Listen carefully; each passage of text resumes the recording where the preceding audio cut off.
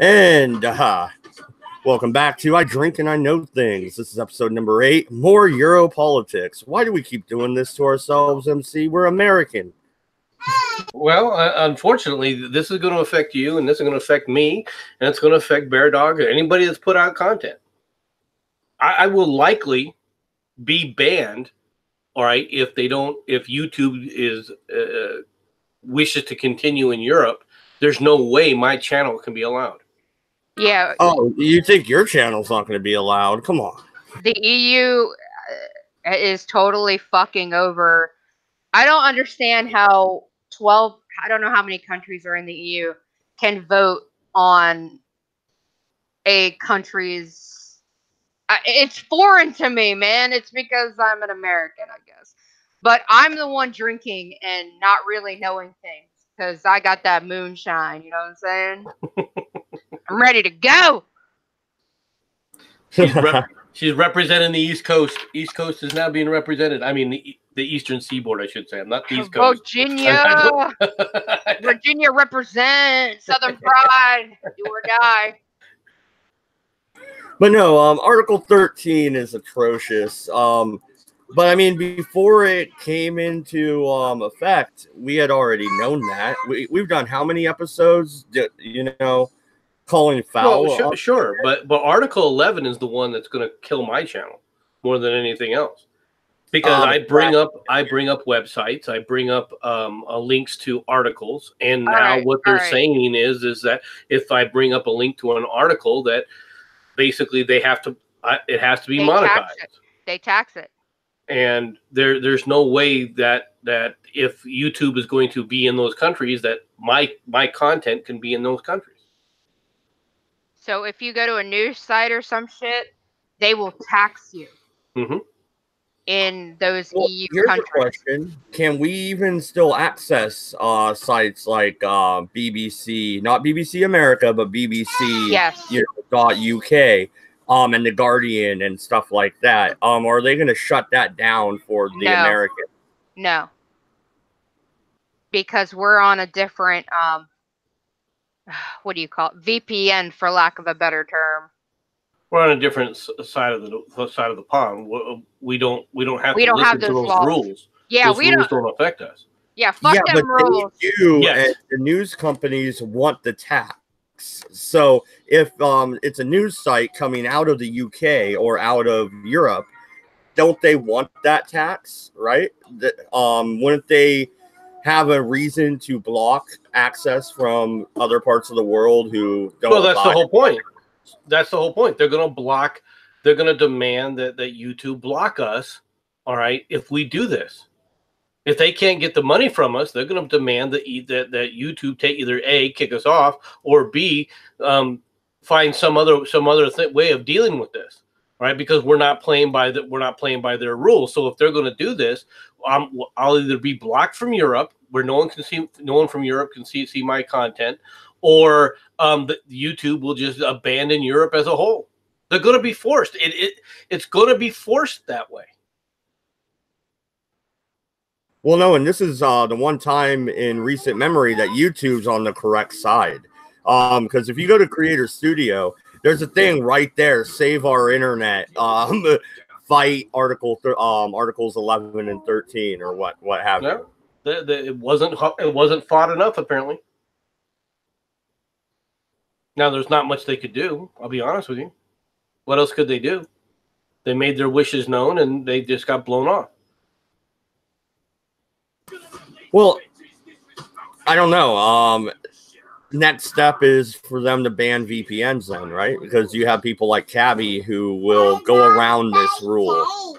Well, sure. And after they still find out that people are going around it, they'll go to the next step. And what bothers me and what should worry everybody that's even in the United States about this is this will come into effect in the United States. And how will it happen? Very simply, the EU as a bloc will begin pressuring the World Trade Organization to adopt their rules. And Pinoid's in the chat. What's up, man? He says, Europe isn't real. I don't know why you guys are so worried. Europe, unfortunately, is real. It does exist. Lesbians are a menace. I'm sorry, we're real, dude. Unicorns and shit. But Europe is a greater threat than lesbians, I assure you. This whole thing could give ideas to our government, in my opinion. Oh, it will.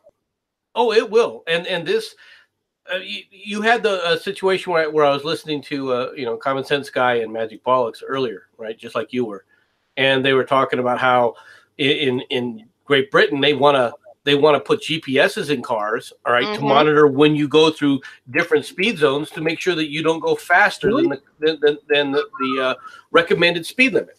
Hey, no, I was bringing in firewood, right? And I heard that shit, and I just stopped and was like, "Wait a fucking minute!" Hey, Mad Dog. Hey, Mad Dog. We got that shit here. It's in certain states. They will LoJack your car. You know what you do? You find some redneck bitch to rip it out, like my ass. Yo, Pinoid, you want to come get that shit up out my car? Dude, I'll fucking drive out to Oregon and rip that shit out your car.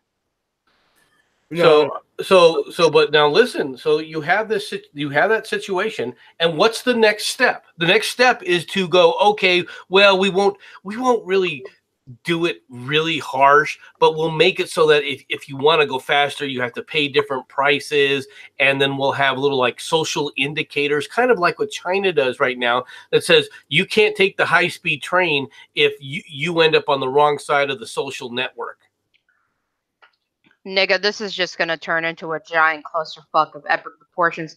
But I will say, with Donald Trump in office, I really don't think. I think he could put measures in to prevent that kind of bullshit from happening at the moment. And I do want to emphasize at the moment.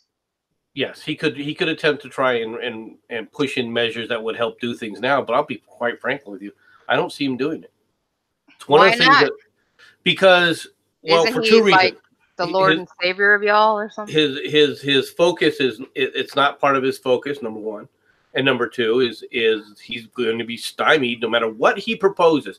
This guy could propose, all right, we come out tomorrow and say, we found this new anti-cancer drug. It cures cancer overnight. We're going to make it free of charge. All you have to do is go to a government dispensary and pay for it. And the liberals would say that's a program from Trump. He's trying to kill people. We're not gonna fund it. Oh, nigga, yeah, I'd be one of them. Go ahead, Mad Dog. I'm sorry. Oh, I was just trying to make a joke. Go ahead, Wolfshot. No, I'd be one of them nigga ass liberals. I'd be like, y'all need to shut the fuck up and let it go. Just like I said with Obama, like, if Obama said hold your breath, or said, oxygen does this, that, and the other, everybody would be holding their breath and dead. You know what I'm saying? But my point is that Trump would put in the measures.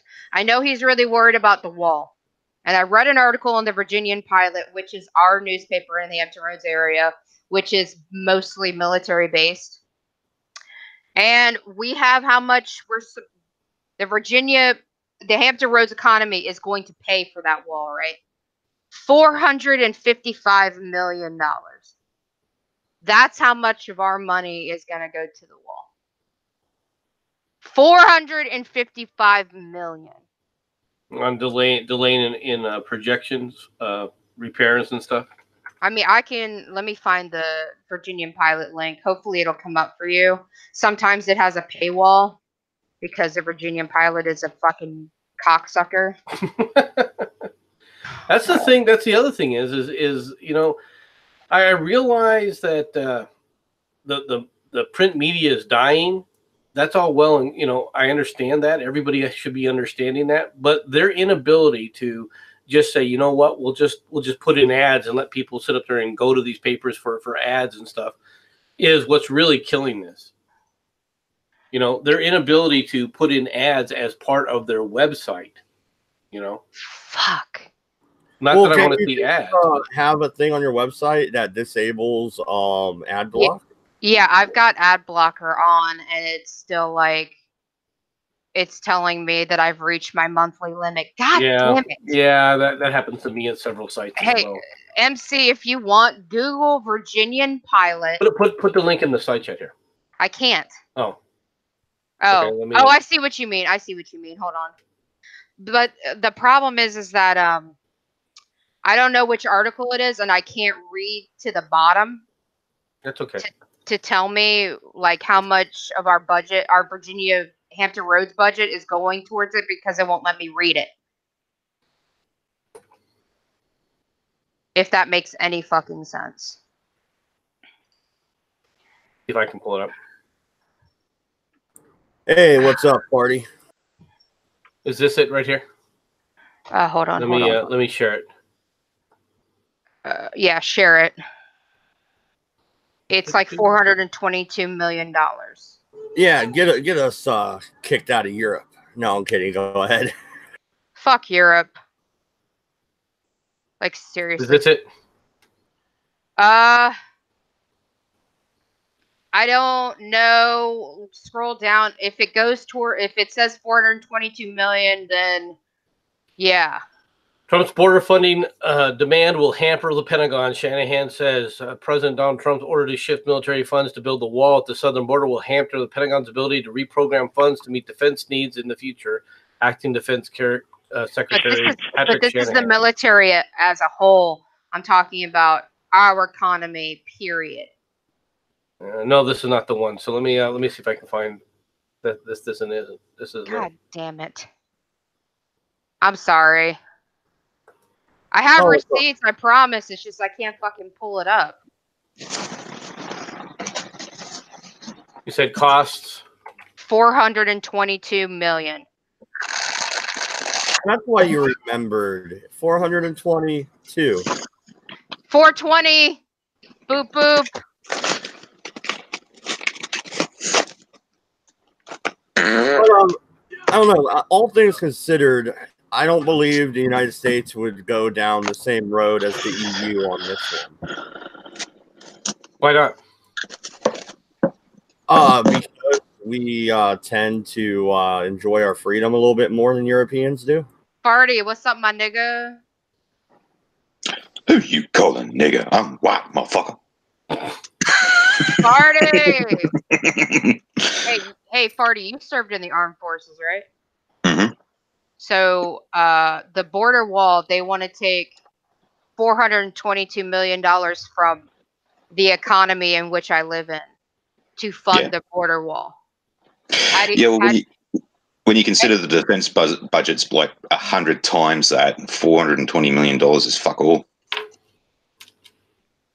I know, but it's going to affect our economy directly.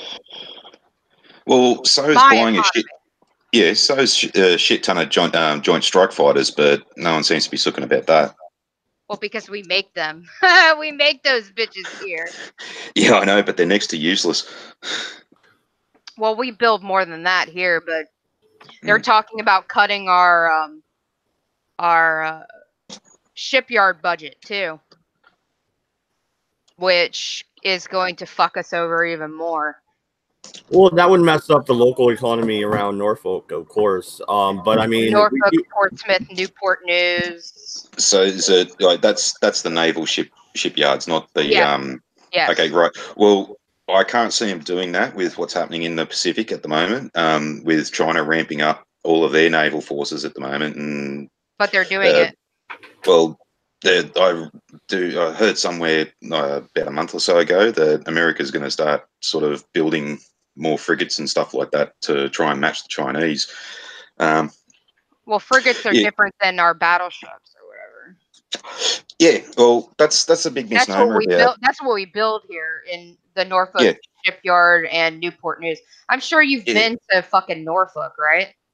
No, I haven't actually been to Norfolk, but like, well, with that, right? The battleships and large warships like that are a thing of the past, really. You have a look at cruisers and frigates, for example. They've gotten way bigger and destroyers. They've got way bigger since World War II. So your destroyer of World War II is basically a frigate now. Your destroyers of nowadays are basically the size of cruisers. They can do a hell of a lot more with a lot of smaller ships nowadays than what they can with one dirty great big gunship.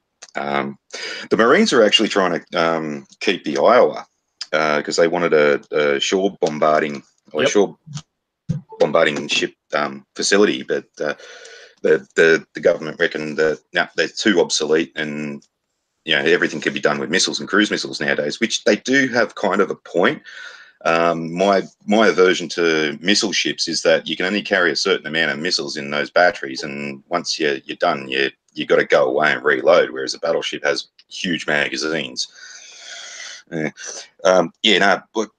you will still get your ships and stuff like that built out of Norfolk and Newport News and all this kind of stuff. I think this is just saber rattling. At least you know where it is, dude. Yeah, well, I'm pretty sure that this thing's just more saber rattling than anything else. They're just trying to say, well, we're going to take this away from that to do this, which no, you bloody won't. No, it won't be. I'm It just won't be worried about our economy. That's all. It will take money out of their economy one way or another. They won't sacrifice shipbuilding per se. They'll take it in other areas.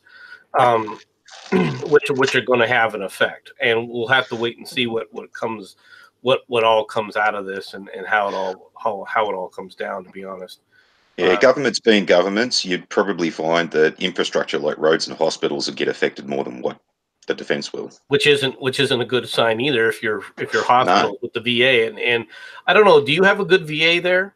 Is your VA like no? This sounds kind of stupid, but I'm asking Bear Dog here for a reason. A VA clinic in one area can be just phenomenal, and a VA clinic 100 miles away will be like shit. It depends on who you ask.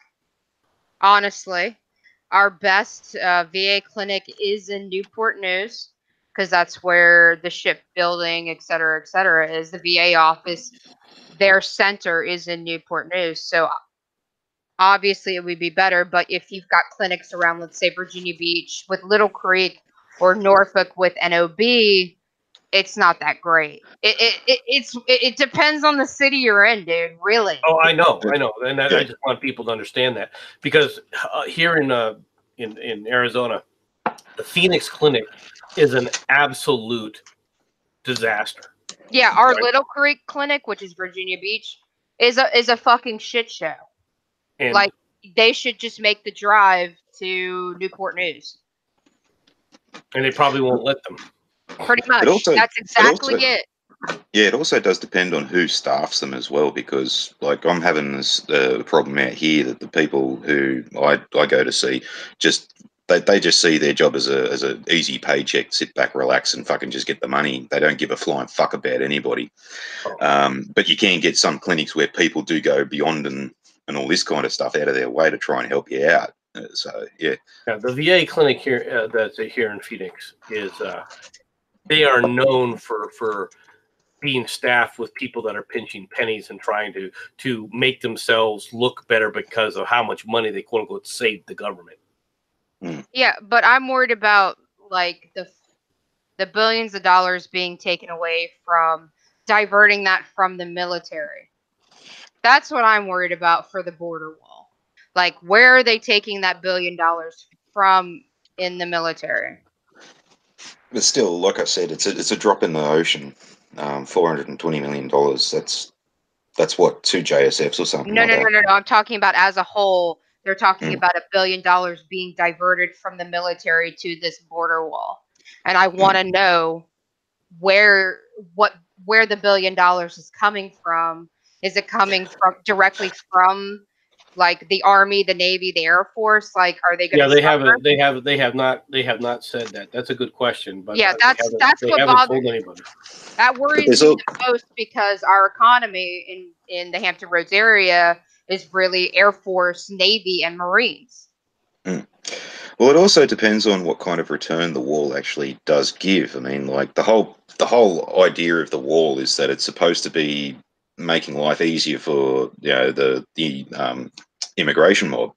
So, like me and MC were saying a long time ago, that what you're basically doing is you're filtering all these people into smaller areas, so you don't have to spend huge amounts of money to cover an entire open field. You're funneling them into one little area where you only need to protect that area. Now, if that goes ahead and saves a lot of money, like fuel, running costs, wages, people's employment and other resources like that, there might be a return. You might be not spending as much. That's true, but unfortunately, that's not how our budgets work in the United States. Unfortunately, yeah, that's where I was going with that. Whether it works or not, it's another story, but we won't be able to find that out until it actually happens. Even if you start saving money in that one area, right, in border security and so forth, that doesn't mean that money is going to get funneled back into the military, unfortunately, because Congress will say, okay, that money gets reallocated to X, Y, Z. All right. Oh no, but that's the bigger budget that they're not going to have to spend on. But like I said, whether it works or not, waste it somewhere else, they won't necessarily waste it they won't necessarily give it back to the military.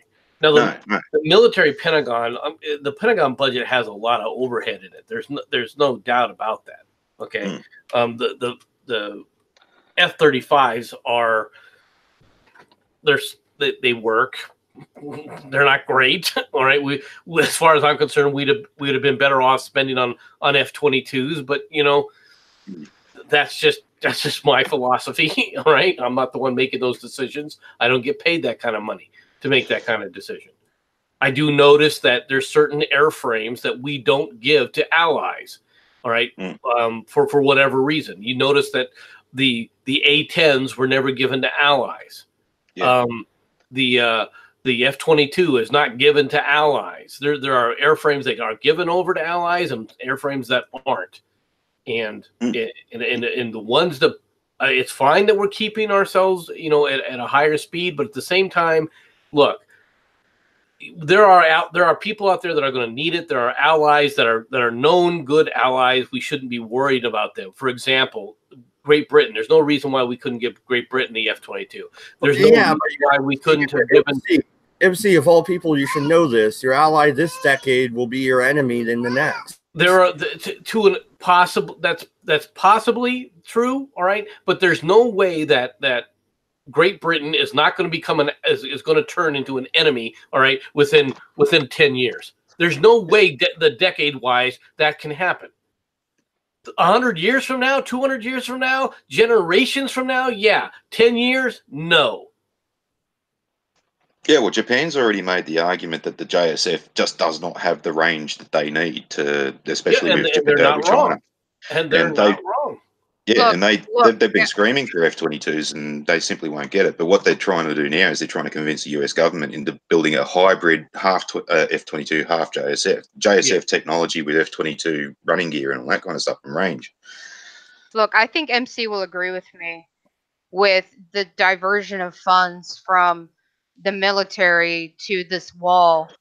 We need to know where the money is coming from in the military, so it doesn't greatly affect certain military economies like the Hampton Roads area, like base towns, et cetera, because that could have a more detrimental effect on civilians than it could the military. I hate to put this to you, Will Shot, but you're not going to like this, because it wouldn't surprise me if they were targeted specifically because the representatives that you have, all right, and your state voted against Trump.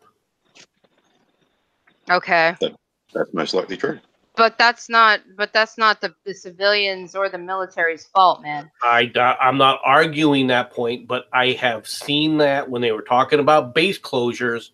Okay. Hey, man, they've been trying to close bases since Obama, or since before Obama. Oh, no. I'm talking about the base closures during the Clinton administration. Yeah, that's what I'm saying. When they went through it. And that was a big, point. Yeah, but they can't retaliate against us because... Can't or shouldn't? They should. Okay. They're going to... You know what? The government's going to do whatever the fuck it wants to do.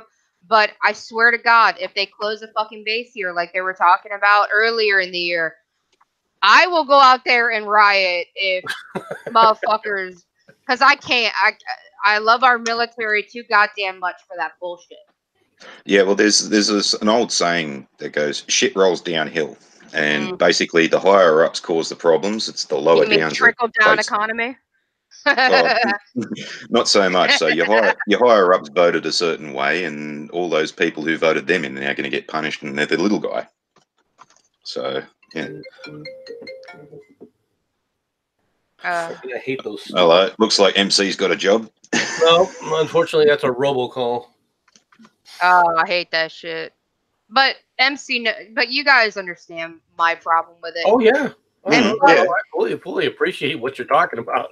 Right? and 'Cause plus, you're not wrong about it. I don't want the wall to be just a band-aid. No, I don't want it to be a band-aid either. It's got to be a full-blown wall, and it's got to be strengthened. They're talking about at least starting work on the Yuma sector now, which out here there's all sorts of But there has to be infrastructure and follow through behind it. I That's don't right. disagree with you. It does need to be that way, and that's what I am so concerned about. It's like they're going to put up the wall, but not doing anything else. Well, that's the concern with everything that any government does. Is like any program that they introduce, is it going to be maintained? Is it going to be well funded? Is it just going to be a giant black hole that you're going to throw money into? And this is exactly the same thing. And unfortunately, you'll never find that out until it actually happens. Oh no! I'm not saying it shouldn't happen. I've had this with MC. Build the wall, but if the wall doesn't have any fucking follow through to it, it's a kind of failed project. Well, and my point back to her, all right, is this the reason that the whole wall, all right, is necessary to begin with? It has to do with the fact of lack of willpower, all right, to actually do something about the border. All right, it's an attempt to say we want something in place at least to stem the flow when our politicians turn around and say, yeah, just let them through, and they order the border patrol and so forth to stand down. Yeah, but MC, that's got to change too, for it to effectively work. And I don't disagree with you, but you at this point in time, can you trust anybody? And I mean this. I mean anybody, any of these politicians, whether they're Republicans or Democrats, to actually do that at this point in time. I believe Donald Trump could do it if he wasn't held back by so much red tape. Well, they're going to throw roadblocks in the way. The Republicans and Democrats do not want this wall. No, I agree with you. George W. Bush, he wanted to do the DREAM Act. You remember? Yeah. He felt that illegal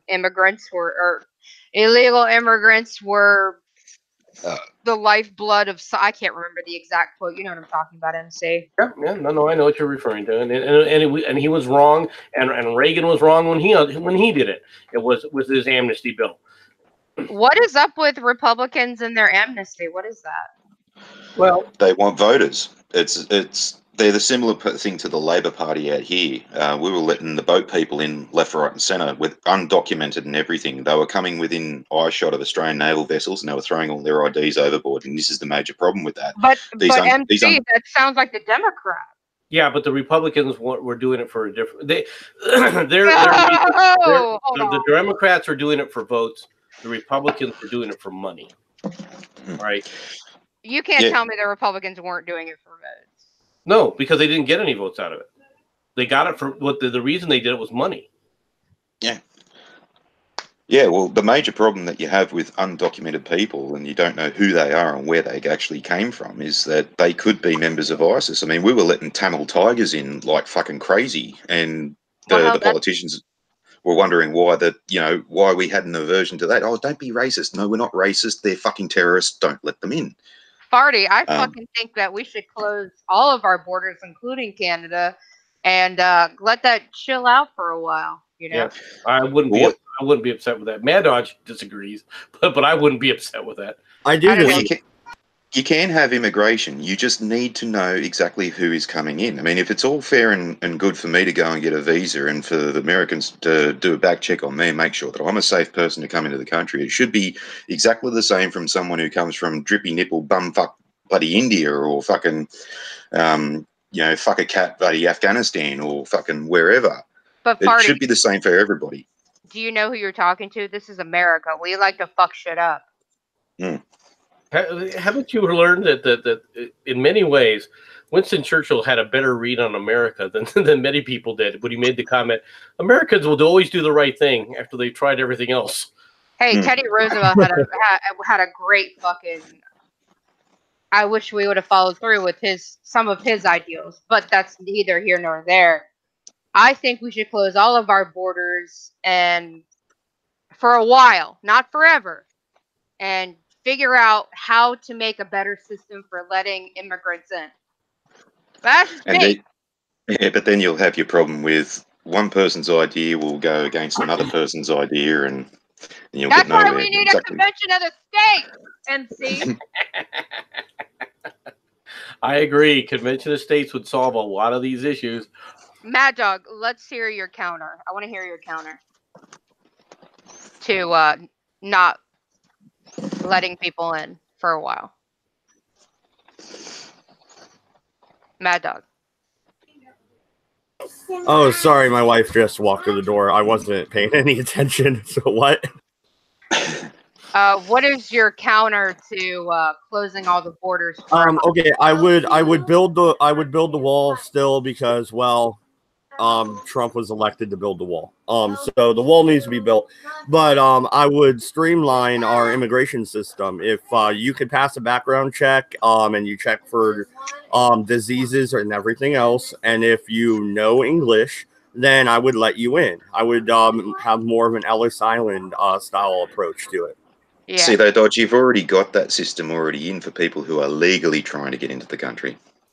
Yeah, but what's wrong with closing all borders for a while so we can actually implement those kind of systems in?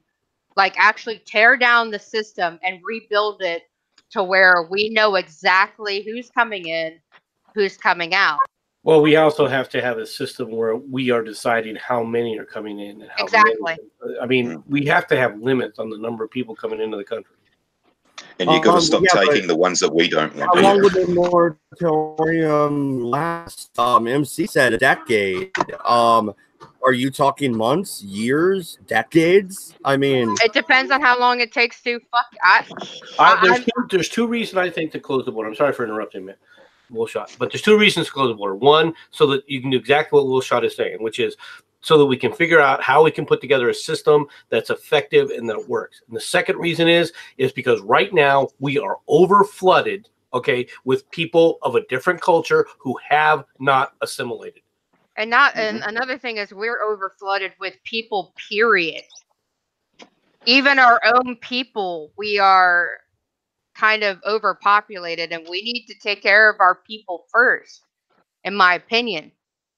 You know? That's exactly right. And there's nothing wrong with having that attitude. There's nothing wrong with saying, this is our country and we'll fucking decide who fucking comes in here. Yeah, And I mean, any country says you're racist for it. Any I'm country not- says you're racist for it, tell them to get fucked. I'm an isolationist at heart, for real. Like, if we didn't have to deal with other countries, I wouldn't. But that's not feasible. That I know that for a fact it's not feasible. But Jimmy Carter, a fucking Democrat, even shut down the borders for like a year or two and was like, y'all need to calm down.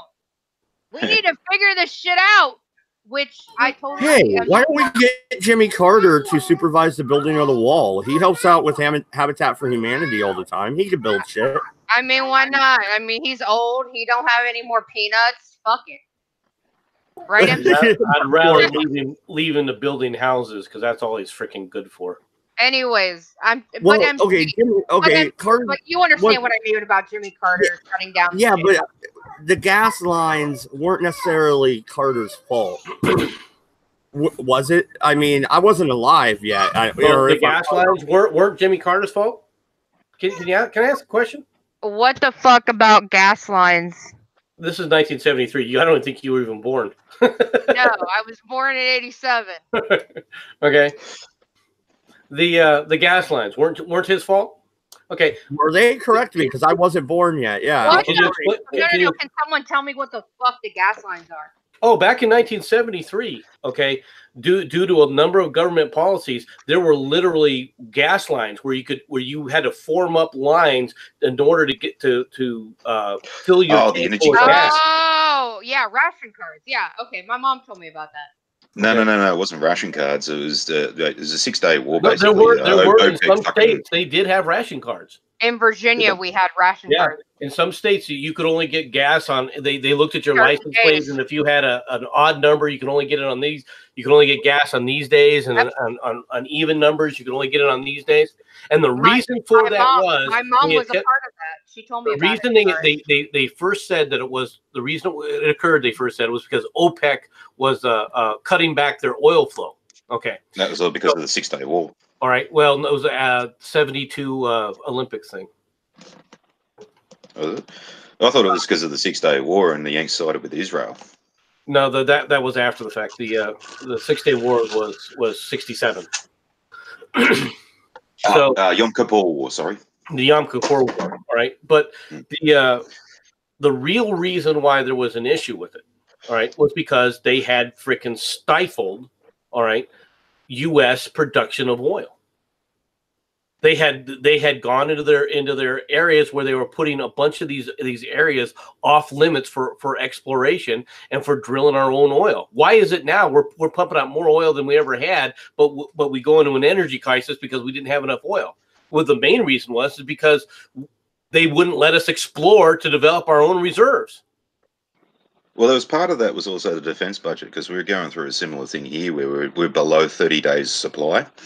The Yanks did want to keep their own reserves just in case they did become isolationists, so they'd still have their own reserve. And there were people that were testifying in front of Congress of what was happening is the oil companies were buying oil from these Arab states and pumping it straight into the ground to boost up their own reserves so that they could still say, so they could come back and sell it again later and say, well, these are from our own reserves, so therefore we're not doing any new oil exploration. It was a screwed up time. Let me tell you, it was a screwed up time. Don't we still have the oil reserves that came about from that time? Not after Clinton got done selling them. Oh, I thought we had a stockpile of oil just in case. We did, and Clinton said we need to release the reserves to stabilize the oil, so they released the reserves. Now we've rebuilt some of those stockpiles, but the reality is that we're nowhere near what we used to be. That sounds pretty dumb. If we got into the big war, we might want a stockpile of oil. We don't need to right now because we got plenty of production. The problem now is refining. But the reality is we could build refineries probably in less than 2 or 3 months. So it probably wouldn't be that big a hit if it really came to crunch time.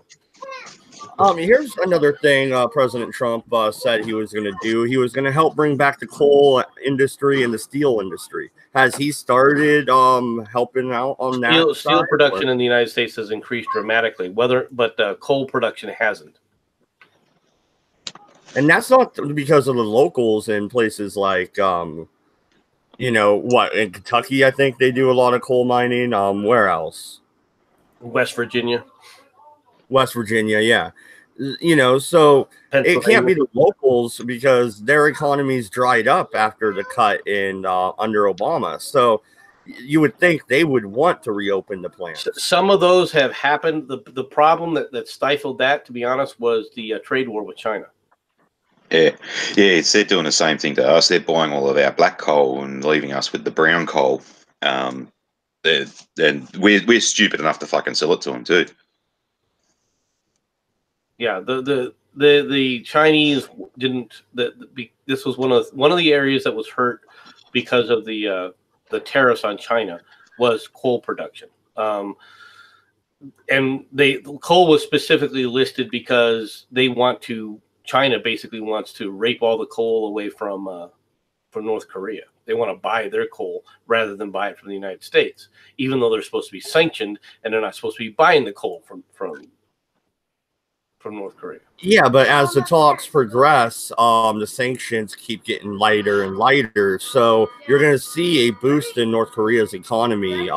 You will, and at that point, a lot of things can ease. But at this point in time, that's great. You can see where it can get better, but it hasn't yet. Yeah. When's the next talk between North Korea and the United States?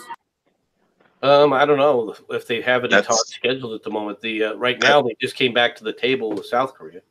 Yeah, that's actually a really good question, because after Trump's last little stint, apparently he got up someone's nose and they basically said, no, we don't want to talk to America anymore. We'll talk to the South instead. And initially they had called off all the talks with the South. but they're back. Those talks are back on. So Yeah. That was like last week they announced that those talks are back on, and but South Korea is not going to make a move without the sanction of the United States. There's not a chance in the pits of hell.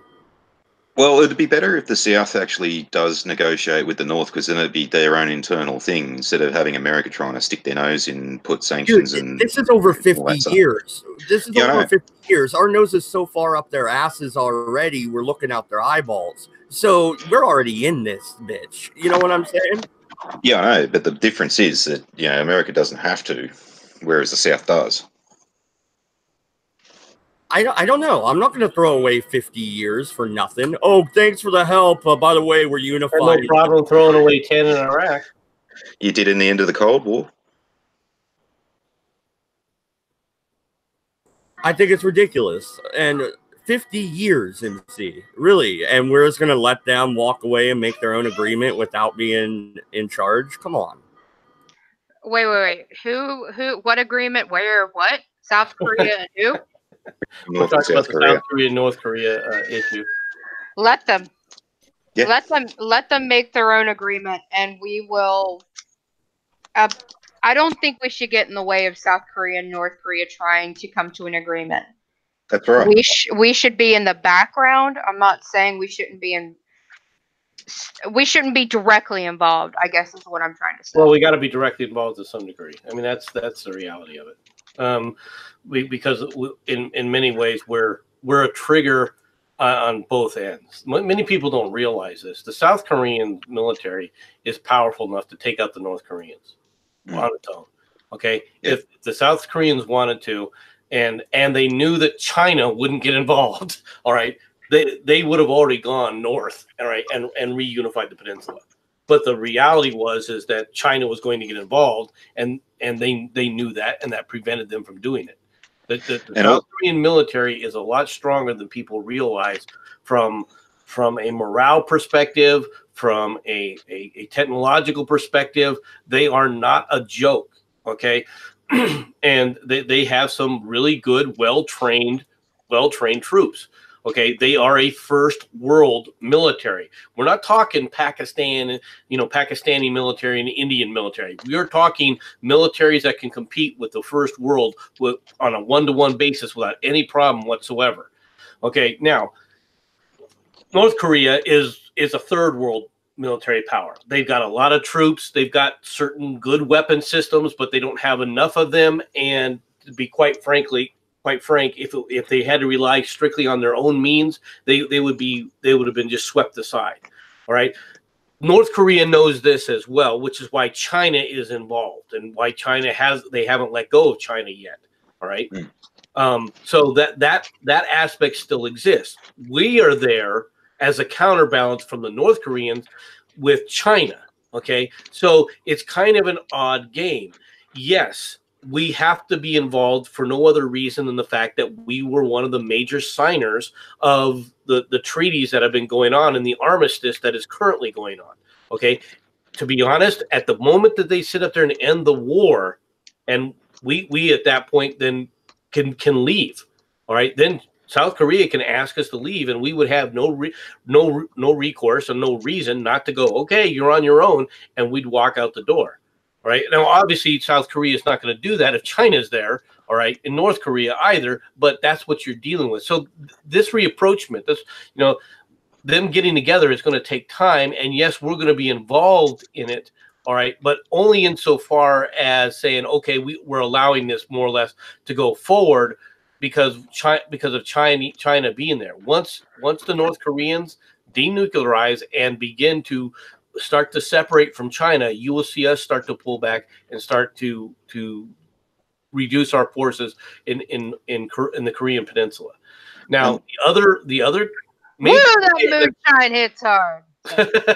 The other major player that is part of this, however, all right, that are sidelight players are Russia, of course, and Japan.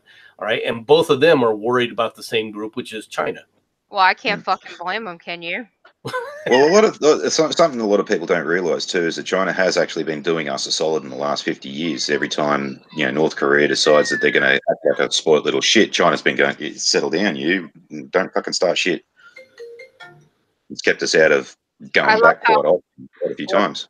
I just I don't know. I mean, I know I know we have to be directly involved with South Korea. It's just I think Prime Minister Moon or President Moon, whatever the fuck his name is, has a good head on his shoulders and can jive with President Trump enough where I think President Moon can make his own decisions on what to do with North Korea and not make it such a clusterfuck. You know what I mean?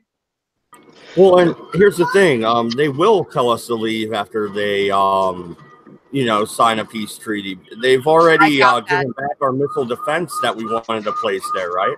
No, I doubt that. I really doubt that we'll leave once. If an agreement is met, I don't think South Korea will let us go quite yet. Not right away. It'll be over time. It'll be a slow. It'll be like Iraq. They'll let us go slowly. Yeah, well, there is an immense likelihood too with modern technology and all this, and the proliferation of technology that is filtering into North Korea, is that a lot of people are finding out that their leadership is absolutely full of shit, and I've already put forward the scenario that if indeed North does try to invade the South, the first thing that, because they've been getting American food aid, they know what the American flag is. And as soon as they see an American soldier with the American flag, they're probably just going to go, well, we're fucking starving. These cunts have got food. Give us food. Oh, by the way, run over there and save my family.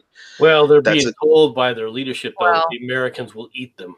you know how much fucking brainwashing, how many Yeah, decades upon decades of brainwashing them fucks have been yeah. through. But the amount of defectors has been growing steadily in the last decade or so. So there's No, no, more no, and more no. people who are figuring this out.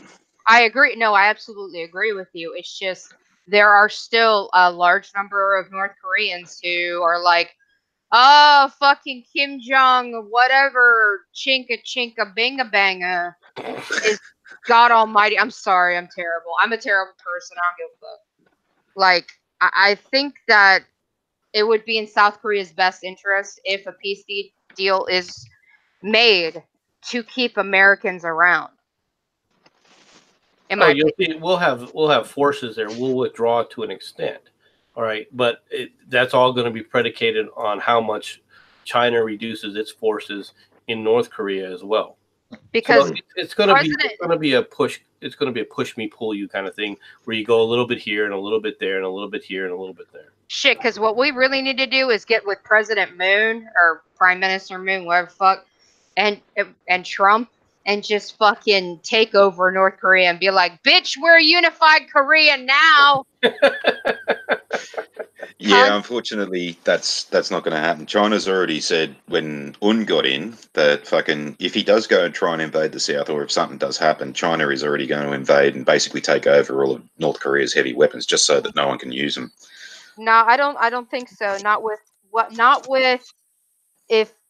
if Trump is involved with the deal, I really don't think North Korea has a leg to stand on. Well, you also got to remember with the Chinese as well is that they really don't give a fuck about their population. And this is something that they will learn. They're war hungry, but they are very inexperienced. And the first action that they get into is going to be huge losses on their side, and that will create a welfare state. And that will whether they actually do something about it or not, it's another story. They will let their population starve, the elderly population, and But this will Trump, bring on sanctions and all this kind of stuff from the rest of the world. Now, they don't really want to do that because they're making money hand over fist. Now, when the one child policy is finally bred out, because you still got families who only have one child that won't be there if they get killed in war, that to look after the elderly. Once they have two children, like all families have two children or more than two children, then they simply won't give a fuck. They will send millions of people in human waves and not care if they get wiped out and all this kind of stuff, because then the welfare state won't happen and the sanctions won't kick in. but even the Chinese people have become rebellious against what the fuck is happening in China, at least around Hong Kong and Beijing. Oh yeah, but they're rebellious against the rest of the world too. I mean, they're talking shit about Australia and all this kind of stuff, and we're the biggest exporter to them. I think it would not be in China's best interest to fuck with the United States if they decide to intervene with North Korea, South Korea. Honestly. But that's the problem. They don't care. It won't be in their best interest. They don't MC, care. you know what I'm talking about. Come I on. do, but he's right. The Chinese don't care about their own people. Right? No, I'm not saying they don't, but it will You're- hurt them more economically if they want to war. Even worse than that, what'll happen is that we will put sanctions on them, the likes of which China cannot afford, because China is not self-sufficient in food. Okay, which means their population will begin to starve, and a starving population is an angry population. Yeah, Okay. and so this shit could work. It could work for real. So, It could also but blow up at in their this face point in too. time, I don't think China. At this point in time, China, I don't think is really worried so much about a rapprochement in Korea. They have other issues that are actually of a higher priority to them. Yeah, like have to wait and see building how it plays giant ghost towns, like building giant ghost towns and having nobody live in them. No, dude, I really think that we could make a unified Korea and tell China to fuck off. No, China what we doesn't can. want a unified Korea. They really don't. Yeah, no, we really can do a unified Korea. The way we're going about it at the moment is the best way of doing it. It's going to be the least bloodshed and the least painful way of doing it. Well, sometimes, man, I go back to Sun Tzu. War's got to be bloody, it's got to be swift, and it's got to be devastating to Yeah. make the point. I mean, look at World War II. Look at Japan. We were swift, we were devastating, and fucking look at them now. Swift. Oh, that was a slugfest, and we showed up late. I mean, I got to side with the Brits on this one a little bit. We showed up late in both world wars. Who cares when we showed up? We were swift in our action when we did show up. I suppose. I don't know. I don't know. We kind of fucking, after Guadalcanal and after we secured this, I'm sorry, I'm kind of drunk. The Pacific over Australia. Not Australia, but the islands outlying Australia. You know what I'm saying? Yeah, I know, but I hate to tell you this, but after MacArthur had his ass kicked, it was the Australians using reserve troops that stopped them in Papua New Guinea and turned them back. Yeah, but that's great and all, but we still dropped 2 fucking nukes on Japan, made them stop. The chat says Swift my ass. It took 4 years. I mean, that's pretty swift to me. I mean, fuck. You want to go with Iraq, where we've been there since fucking 1982? Okay, you want 1981? to see Swift? What about the Israelis in the 6-Day War? I mean, we're not Israeli. That's another thing. We didn't have Israeli backup either. We didn't have very much backup besides the Australians and the Brits. Which I'm not saying they didn't do an excellent job. They did. For fuck's sake, London wasn't taken. Australia defended itself like a motherfucker. I'm just saying that war has to be bloody. War has to be fucking swift. War has to be devastating. You know, Australia, you guys couldn't beat the emus. You should have sent the emus in during World War II. All right, okay. Let's put it this way. You go and train a fucking emu to go and kill a Jap. No, the blokes they sent in for Australia were fucking perfect. They were actually just farmers who were given guns and said, off you go. Hey, sounds like the American Revolution to me. Oh, by the way, it was the farmers that actually won the war with the emus too. So. Well, that's what the Brits told us. We were a bunch of farmers with pitchforks, but we kicked their fucking ass, didn't we, Mad Dog? Yeah, that's right, Mad Dog. You fucking fuck. Oh, what? You're talking shit? No, I'm just saying the Brits called us farmers with pitchforks. What else? What are they gonna do? We kicked their fucking ass.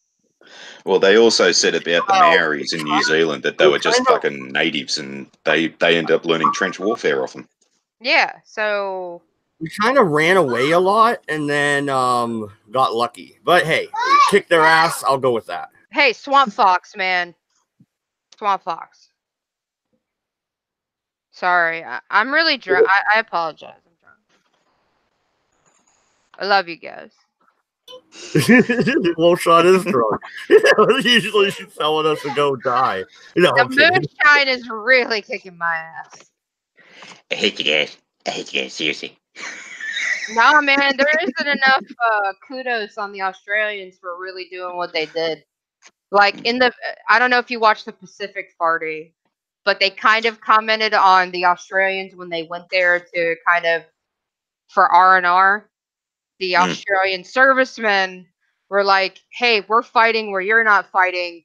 What the fuck? Why are you guys here? Why Yeah, are you guys fighting?"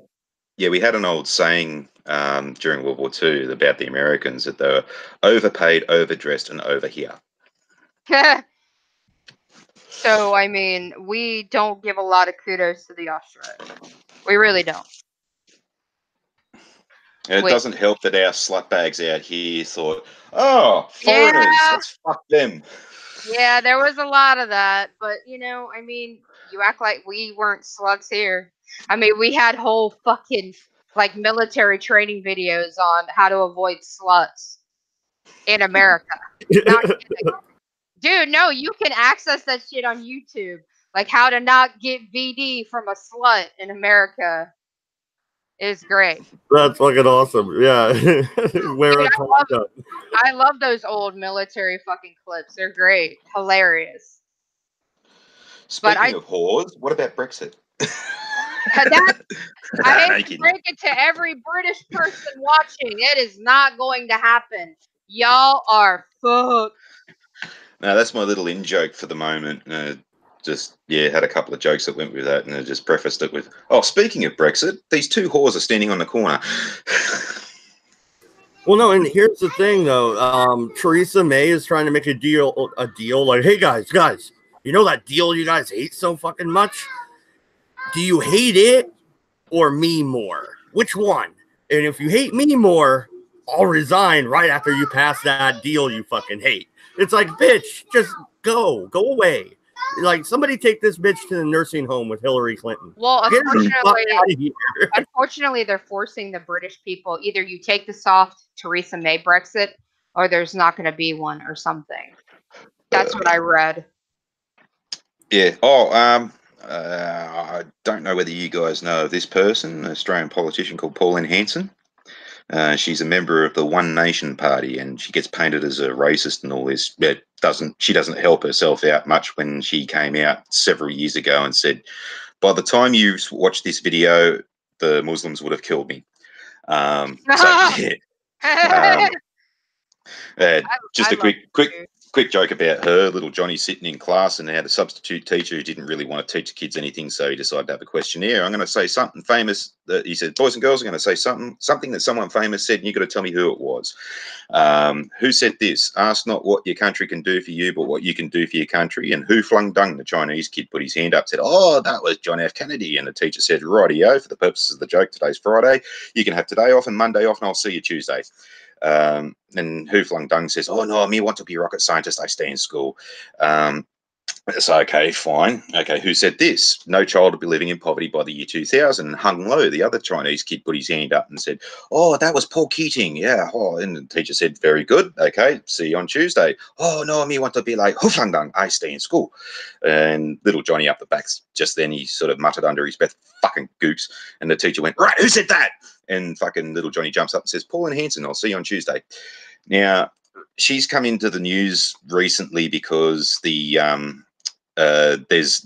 a fucking bullshit story going around that the NRA have actually fucking started funding her, which is a load of bullshit. They've actually turned it down. The NRA didn't actually give them any money, and they aren't trying to influence our gun laws. We've already got the Sporting Shooters Association who are already whittling away at the bullshit laws that we've already got. And this is just basically scare tactics and scaremongering, especially after Christchurch, just to keep us outraged and keep our gun laws super fucking tough. So if you guys ever hear about the One Nation Party and Pauline Hanson receiving money off the NRA, it's a load of shit. It's all scaremongering fucking crap. It's all from the Greens, and don't fucking listen to it. I have no idea what you were talking about, but okay. Well, when you hear it, you'll know. But Hey, Irate, what's up, man? What's up, dude? Nice, nice Homer gif there. Can y'all hear me? Yeah, no, yeah, we hear you. Oh, good. All right, fuck. So, yeah, no, we feel bad for the British, don't we? I mean, geez. Poor bastards. They brought it on themselves, man. You know, it's all that fucking warm and fuzzy horse shit, you know, leads to this kind of shit. You know? Yeah. So, which one do you think they hate more?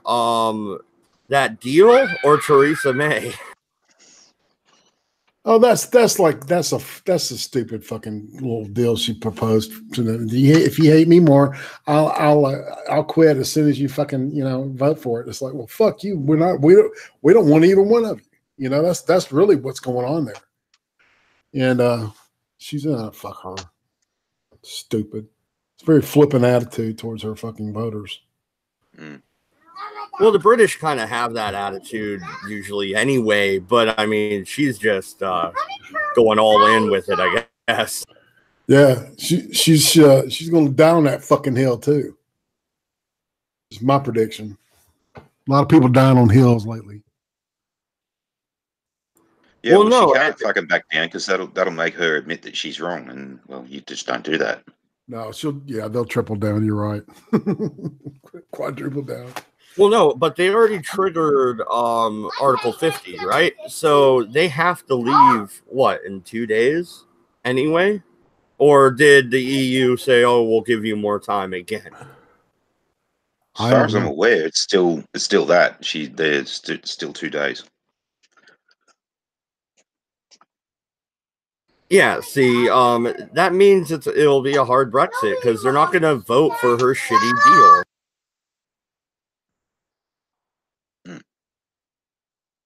I mean, I know. I mean, I guess they might give in. I mean, they are politicians, I suppose. Yep. I wonder if they'll try to do some sideways bullshit and then say, well, people voted and when they didn't. And guess what? It got passed. We're not leaving. Yeah, well, that will cause a massive uprising because the people have already voted to leave, regardless of anybody else's opinions. Maybe that's what they need, man. Maybe they need fucking an uprising. You know what I'm saying? Yeah. I don't know, man. These leftists are they don't get the goddamn message, man. They are stupid. I don't think they're stupid. I take that back. They're very intelligent. I think that they're doing it just to be dicks.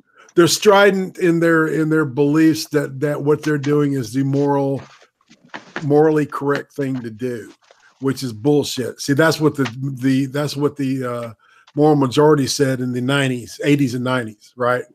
We know what's best for you because Jesus, right? And these people we know what's best for you because communist, Marx. It's just replaced, the church with the state, and we get the same fucking thing, man. A bunch of moral fags going wrong. Well, no, and I haven't heard your take on the charges being dropped against that, the dude that was acting in the show Empire or whatever. Justice Smollett.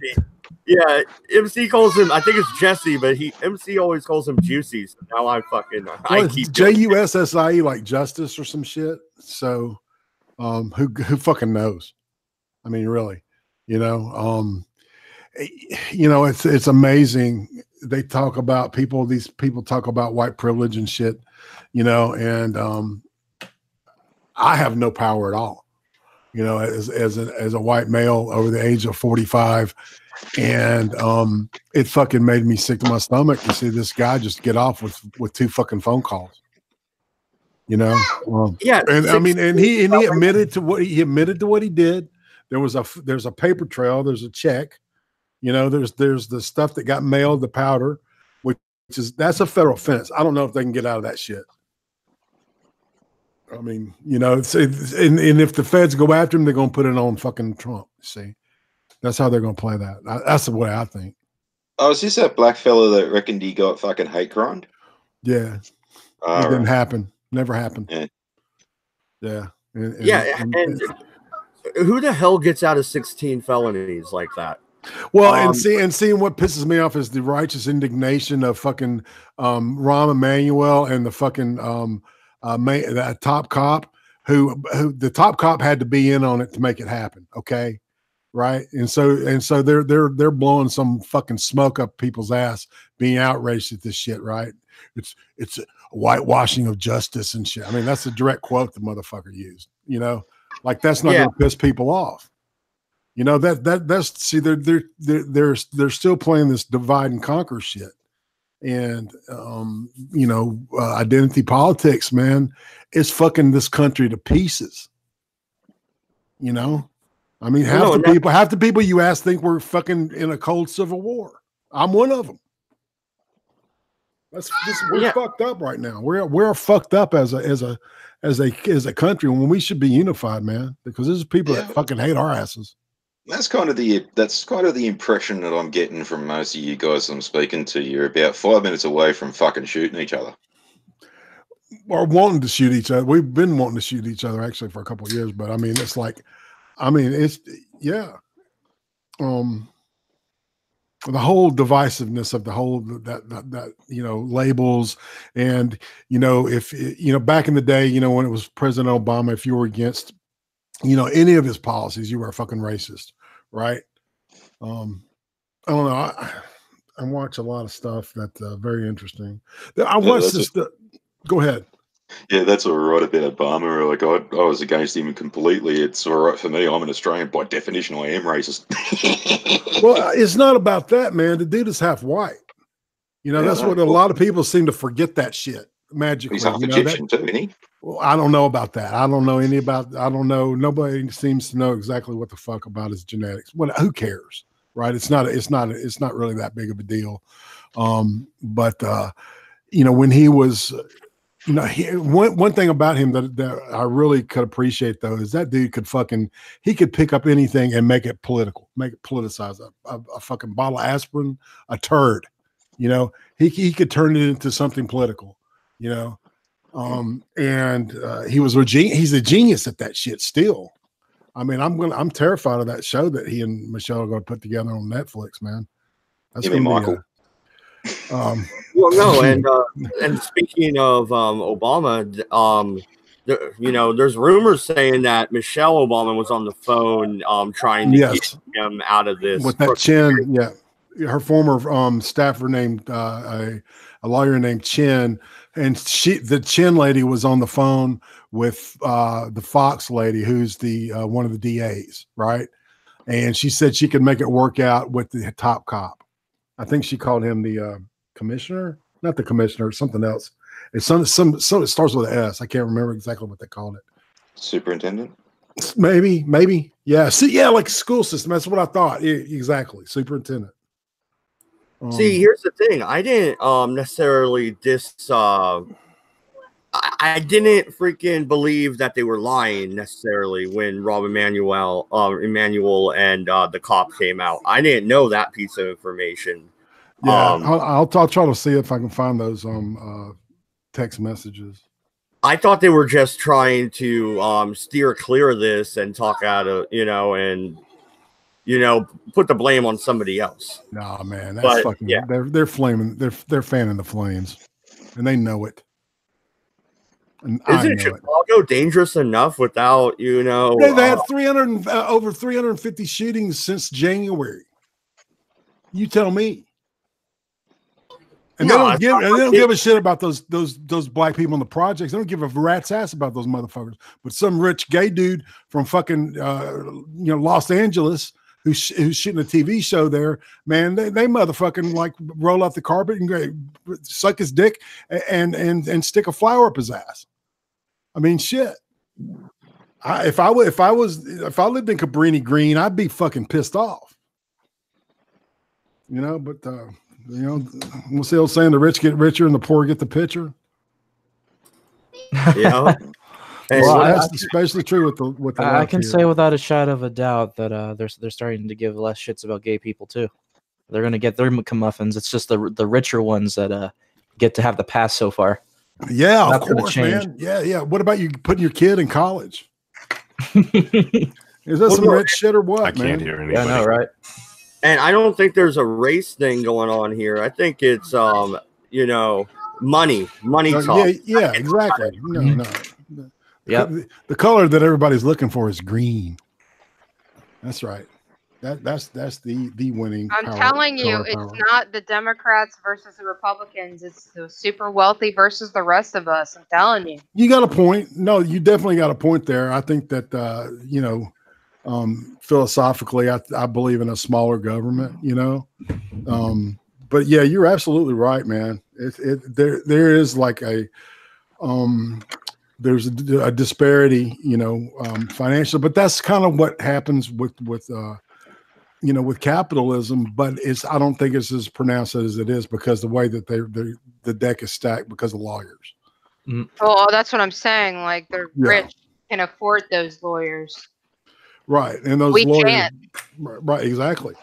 Like blue collar fucking mechanic piece of shit here. I can't afford fucking half. You know, I couldn't even afford probably one attorney. Well, hell, like Wolfshot, you and your dad opened up a freaking car lot, right? And then you get Yeah. shot at work. Like, what the fuck? Yeah, dude. Fucking. I didn't know that. Yeah. Damn. Who'd you get shot by, man? This is a fun topic. Oh shit! I'm sorry I asked. No, I'm sorry. Let to me ask you, guess. too. Was he black? You're smiling. he was black. Holy shit! Oh, He- shock horror. He went there, man. I am so surprised. I mean, so am I. Oh man, the surprise is killing me. I was in the bathroom trying to do my business, and guy broke in looking for some car keys, broke open the door, and shot me in the chest. I tried to fire back. I end up hitting the floor as opposed to the dude, and I just laid there fucking bleeding out until the cops got there. Damn. For some reason, I thought you had got hit in the gut, man. Nah, it's like right. It's like right by my sternum. So Which I don't side? have a Fucking spleen. lucky. I have a broken sternum, like cut in half, essentially. I've got yeah. lacerations on my liver. I'm okay though. I'm not dead, obviously. But it's just, you know, trying to. Well, no, you don't need to dwell on it at all. You had brought it up on a straight before, so I didn't think it was that big of a deal. But yeah, I ain't gonna Well, make Austin asked the question I wanted to ask him anyway. Okay, go ahead. I mean, yeah, Irene, if you want to ask, man, go ahead. No, it's cool. I didn't realize the circumstances. But yeah, armed robbery is a lot of fun. And no, they did not catch him. So Yeah, I'm sure you'll remember his ass when you see him. And Well, put of course, a cap in it. of course, when he closes his mouth, it's impossible to find in a dark alleyway. well, you know, man, the problem is I don't remember a lot because of all the drugs they gave me at the And it hospital. was that night, wasn't it? So You shouldn't have no, waited it to was see the early white in the of his morning. eyes. It was early in the morning, man. What, like 7 in the morning? Yeah, because he didn't Oh, he didn't I bet think he'd been anybody like was smoking there. rock all night. Yeah, Yeah, so yeah. Steal a car. And, You shouldn't have waited to see the whites of his eyes before you shot. well, it was kind of surprising, fucking breaking the door down and well, you're sitting there taking a shit or something, man, and like the door busts open and a motherfucker shoots your ass and shit. Jesus, it's like, you know, at least let me pull my pants up. it was not a fun time. No shit. God Yeah. almighty. Anyways, let's continue with the other conversation. Yeah. Yeah, all right, it's so not- yeah. It wasn't nice when you were trying to give birth to his brother and he shoot you.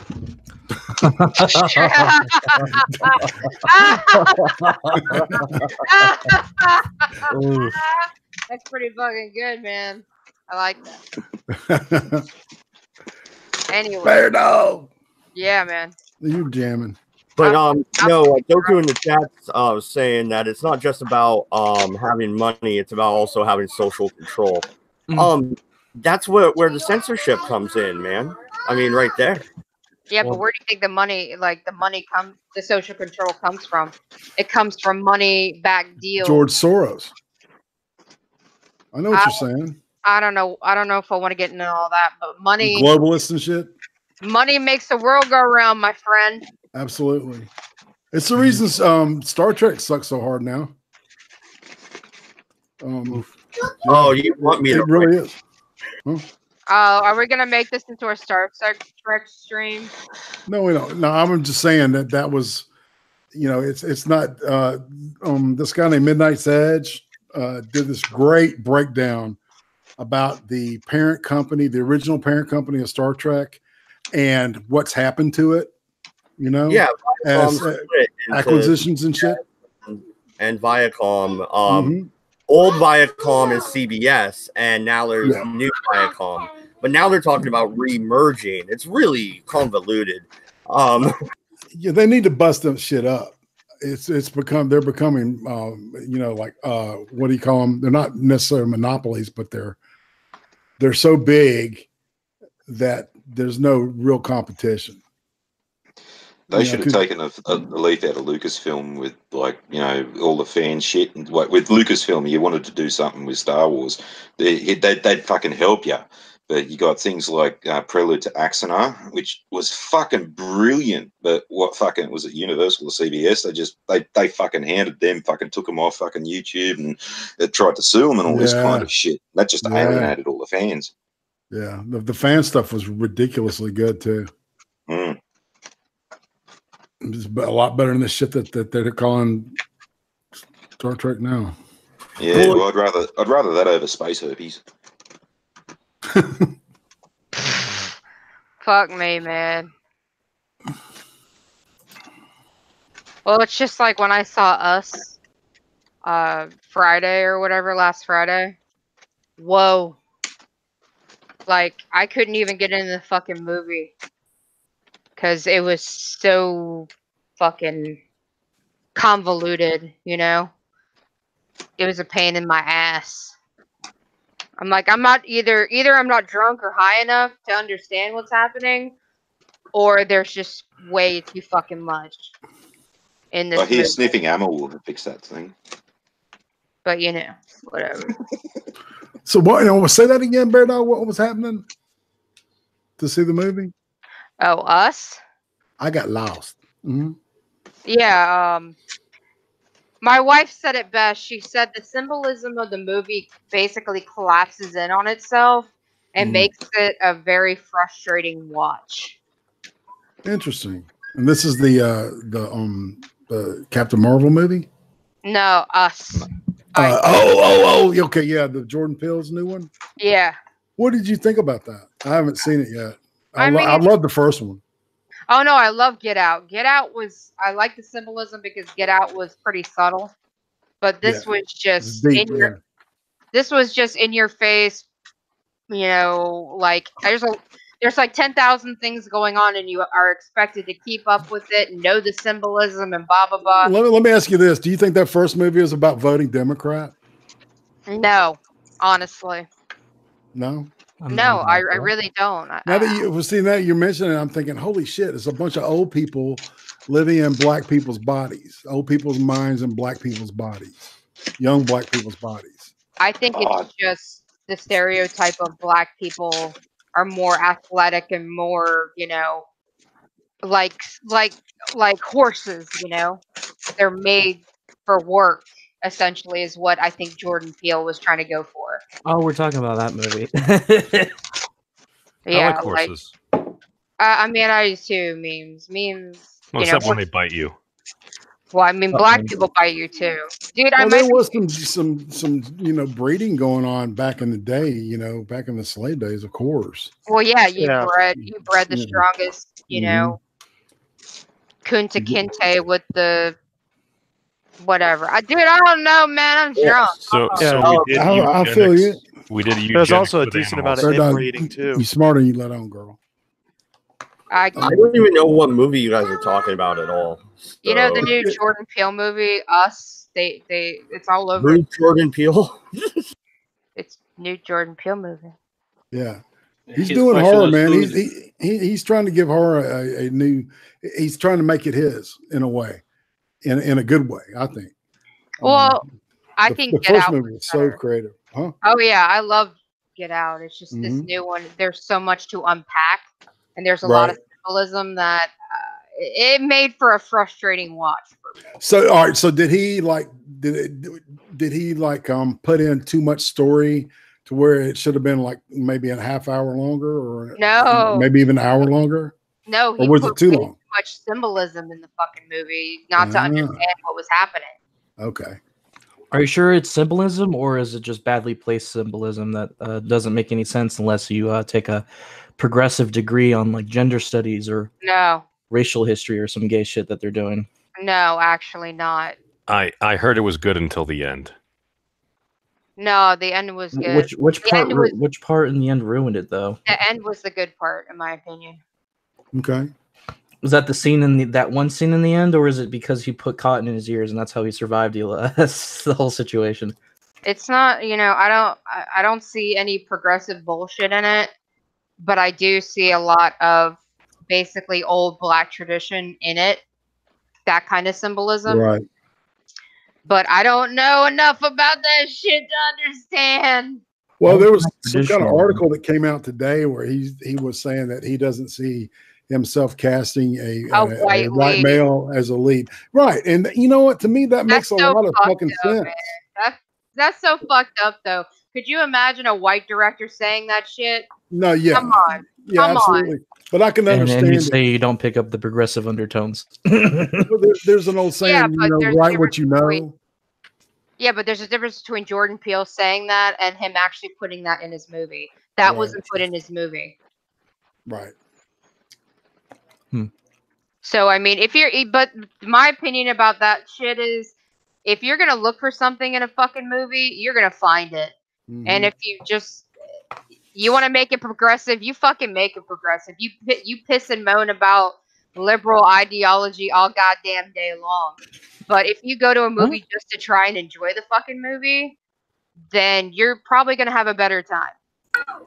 Well, I yeah. understand Are what you you're trying to saying. go to the movies to get away from politics and all this bullshit and Escape from it. Antifa Right. and That's usually the whatnot? plan, but it seems like that never works out anymore. I don't know. Half the movies I've seen recently, I don't see it. But, I'm not looking for it. I think Bear Dog just hit the nail on the head, because if you just go out to enjoy a movie, it's like, okay, that's fine. But if you're actively looking for something, we're pattern recognition creatures. Like she said, you're gonna find it anywhere. Yeah. Yeah, you're going to There's a definitely find confirmation it. bias. Right. You're going to find it and you're going to piss and moan about it and you're going to jack off into your fucking hand. Get over it. That's what I got to fucking say about that shit. You can say it's progressive all No, fucking wait day a minute, long. I though. don't Wait a minute, though. What is progressive? No, wait. Because here's the thing. You wouldn't be fucking looking for it if they didn't go to interviews and say, yeah, we're doing this as a progressive, we're doing the new Ghostbusters all female because, there's not representation of females enough in movies. Oh no, they're ruining Yeah, Ghostbusters. at that point, they're Oh not, no, they're that's not ruining even the about Ghostbusters interpretation. franchise. There can't be four Yeah. Ghostbusters. I'm an adult virgin. Well, they're making Ghostbusters 3. That's all I They hear. did ruin my Again. Ghostbusters, damn Oh it. no, it's going to be the real Ghostbusters 3. Wait, So they bring now back the I'm real confused. Ghostbusters. Now I'm confused. So do they just botch the remake then? So they're now going with the 3. Jesus Yep, Christ, y'all pretty pissing much. about the dumbest shit. That sounds really confusing. Leave Ghostbusters 2016. They missed the complete point that all Oh these my Nick god, Bids and not my basement movies. dwellers. Oh my You brought god. it up there, dog. What do you mean? No, Yeah, I we didn't were just bring up trying to the tell them not to do No. it. And I didn't bring up the bullshit progressive undertones of a fucking movie that I just want to watch and enjoy. We gotta piss and moan about it because of fucking bullshit. Shut the fuck up and enjoy the goddamn movie. Or Oh, not. Well, It's hard to Goddamn, enjoy a please movie don't, when they're man. trying to shove shit down your throat. Yeah, Nigga, and- where? I'll agree Nigga, with that show one. me where. Show me where. Besides Ghostbusters. I'm just saying in general. I never saw the Ghostbusters because it kind of looked like trash, and I didn't want to show Besides it. Ghostbusters, Well, see, look at all these like show me where. Show me where. Ocean's these new- 13, maybe? I haven't seen it. I haven't seen Ocean's that. 13. I was never a fan of the Ocean series to begin with. I like them. Apparently, that was just a movie. You should compare and contrast the 2 Red Dawn movies. I don't watch that shit. Yeah, the last Red Dawn was really shit. Are we gonna piss and moan about Mad Max Fury Road 2? Oh my God, there's a woman. No, we're not, because it's actually a well-done movie, and it wasn't shoving it down your throat. The first one had more. Everything was like realistic. Did you fucking not read all the salty neckbeards pissing and moaning about Furiosa? Well, actually, come to think about it, I would argue that the feminists were bitching about it first. I mean, hunting the elephant. Yeah. If something exists, people are gonna bitch about it. So of course people bitch. Why are we hunting Dumbo? Why can't y'all like piss and moan about something important? No, Mad Max Fury Road wasn't. Well, that's the thing. We ain't them. Hold on, wait. So is the argument that they were doing it first?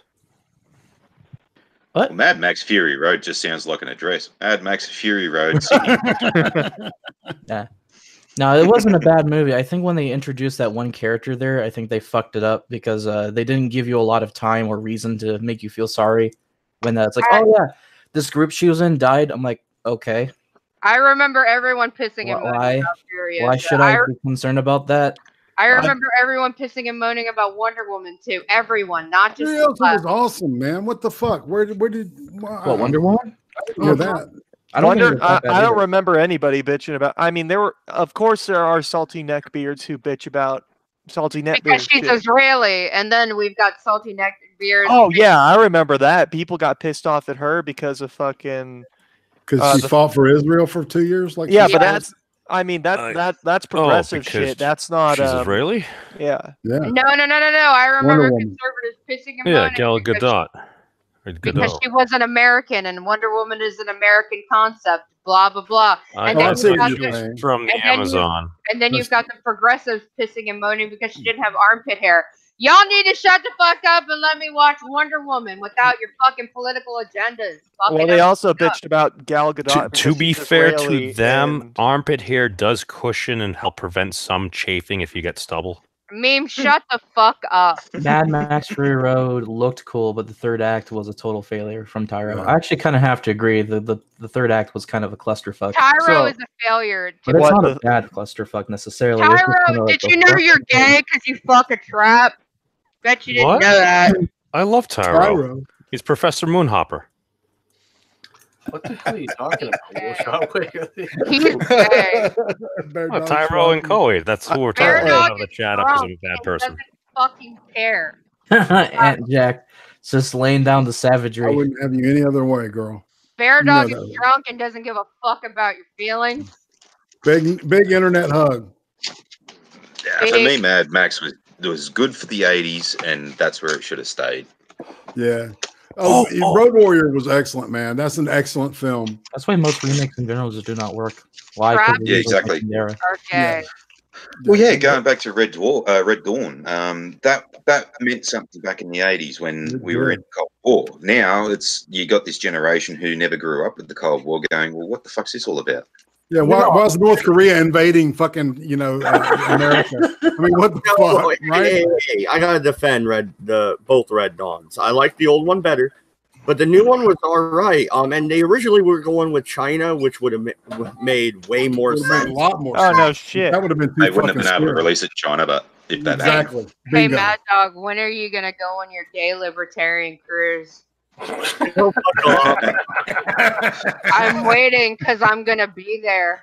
Wait. Does the Libertarian Party actually have a party cruise? Or are we talking about that guy on his boat? Tom Woods does a cruise every year. This year they're going up to Alaska, and it's called the Contra Cruise. It's fucking expensive though, like $5,000 for this shit. I mean, that is less than a $10,000 a plate dinner with George. No, the real question is the Libertarian Party an actual party? No. I think the thing that everybody's missing is that everyone's missing is that Bear Dog wants to dodge up the ass with a strap on. I mean, it might make him less, pussy-esque, but I don't know. I'm kind of drunk. Sorry. I don't think being fucked in the ass ever made anybody more manly. Just saying. Oh God, MC's here. I think it's made people crazy and like Especially I in heard the prison. smug Like, I feel chuckle. like you get fucked in the ass enough, you're going to start biting dicks off if they get shoved But in no, your face. I'm gonna go on the But, cruise with Mad Dog, and it's gonna be super duper gay. It'll be great. Can Trust I me, a come? lot of problems will solve with a little bit of dick. Oh my She god, wants- I'm gonna fuck up. My job She- is to fuck shit up, and I will fuck that cruise up. With Well, them that's generally what you do when You're you gonna fuck someone wreck in the Mad ass. Dog's You fucking shit asshole, up. aren't you? No, I'm gonna fuck every libertarian on that shit. Outlaw, don't forget the ribbed condom so you can get traction in the mud. Well, I mean, I heard it's been ribbed for pleasure, but Wolfie, do you want to play paintball? That's kind of gay.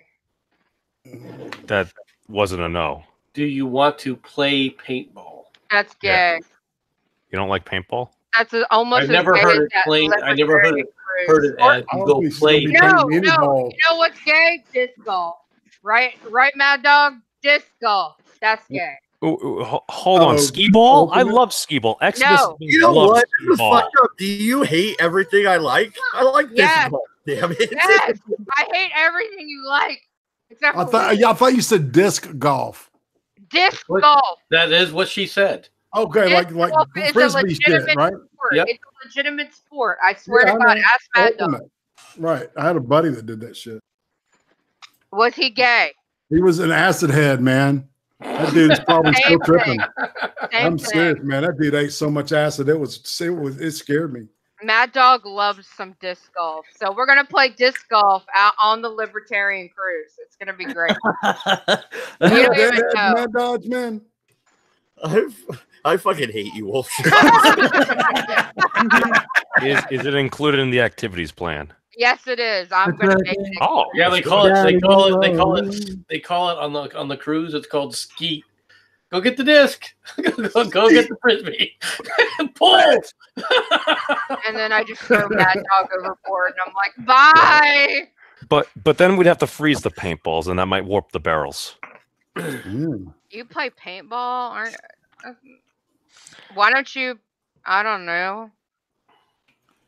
Play hot potato with tasers. That's what I used to do. That shit hurts. It's fun. That actually does sound pretty But fun. you have to wrap it in aluminum foil, unless it's in salt water. Oh my god. Holy shit. That sounds more painful. I should have tried that when I was a kid. Not anymore. But anyways, Mad Dog, let's talk about your libertarian cruise. Ask him his favorite Grateful Dead song. What's your favorite Grateful Dead song? Come on, Mad Dodge. I know you're a deadhead. Give it to me, bro. He's a deadhead. I don't think he's a deadhead. He might be a stoner, but he's not a I deadhead. don't really listen to the Grateful Dead. Not good. Well, I'm grateful they're dead. Amen Just to saying. that. I was never into that whole fucking hippy dippy bullshit scene, Me man. either, man. Me either. Was more into that fucking Black Sabbath shit. Yeah. Watching a dude play a 2-minute solo on a guitar with his mouth, I was impressed. You would. Tell me it didn't play like that, man. No, it was. Memes, No. why do you have to be such a buzz Killington? What? No, I saw him at Ozfest. Why This was like a Why decade do you ago. have to be such a fucking buzz Killington? Well, somebody has to do it, right? Somebody has to do it. The force must be in balance. That's what. Somebody what, had to say it, what, and what may as well creature be was me. Yoda? There know is what? the balance. I have The all the species, fun. yeah. You kill all the fun. Like Thanos killed half of the fucking universe population.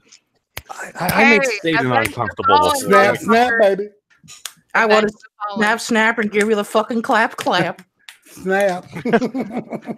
Snaps, Right. you guys, snap. Snap. Oh, damn. I don't know how to snap. Oh, damn. I also can't whistle. Hmm. No, Wolf Shot, you want to go from drunk to sober, just have a cop around. You're like, bam. I was a cop. I don't give a shit. Just do a line of coke. Just saying. No, I You want never. to sober up fast. I'm not into the hard stuff. man. Do an 8-ball. No, I've never you- done. yeah. I've never done. coke. That brings you up and just down just as quick. I've never done coke or And then when heroin it or wears any off, of man, you fucking pass out.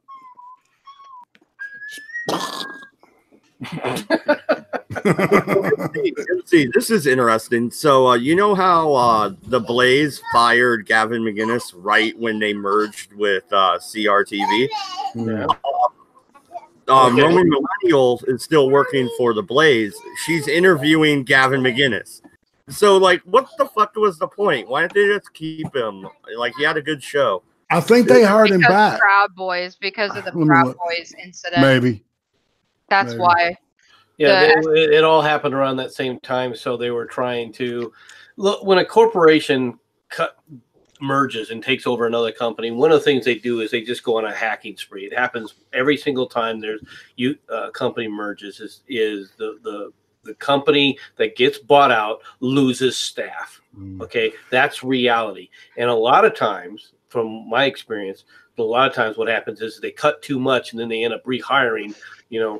Some of the people that they just fired. Right. Well, the problem was that Gavin McInnes was too inflammatory, too involved with the Proud Boys. The Proud Boys got in trouble with the SPLC, so he had to denounce the Proud Boys, and now he's back as a quote unquote journalist. The SPLC's tits up now.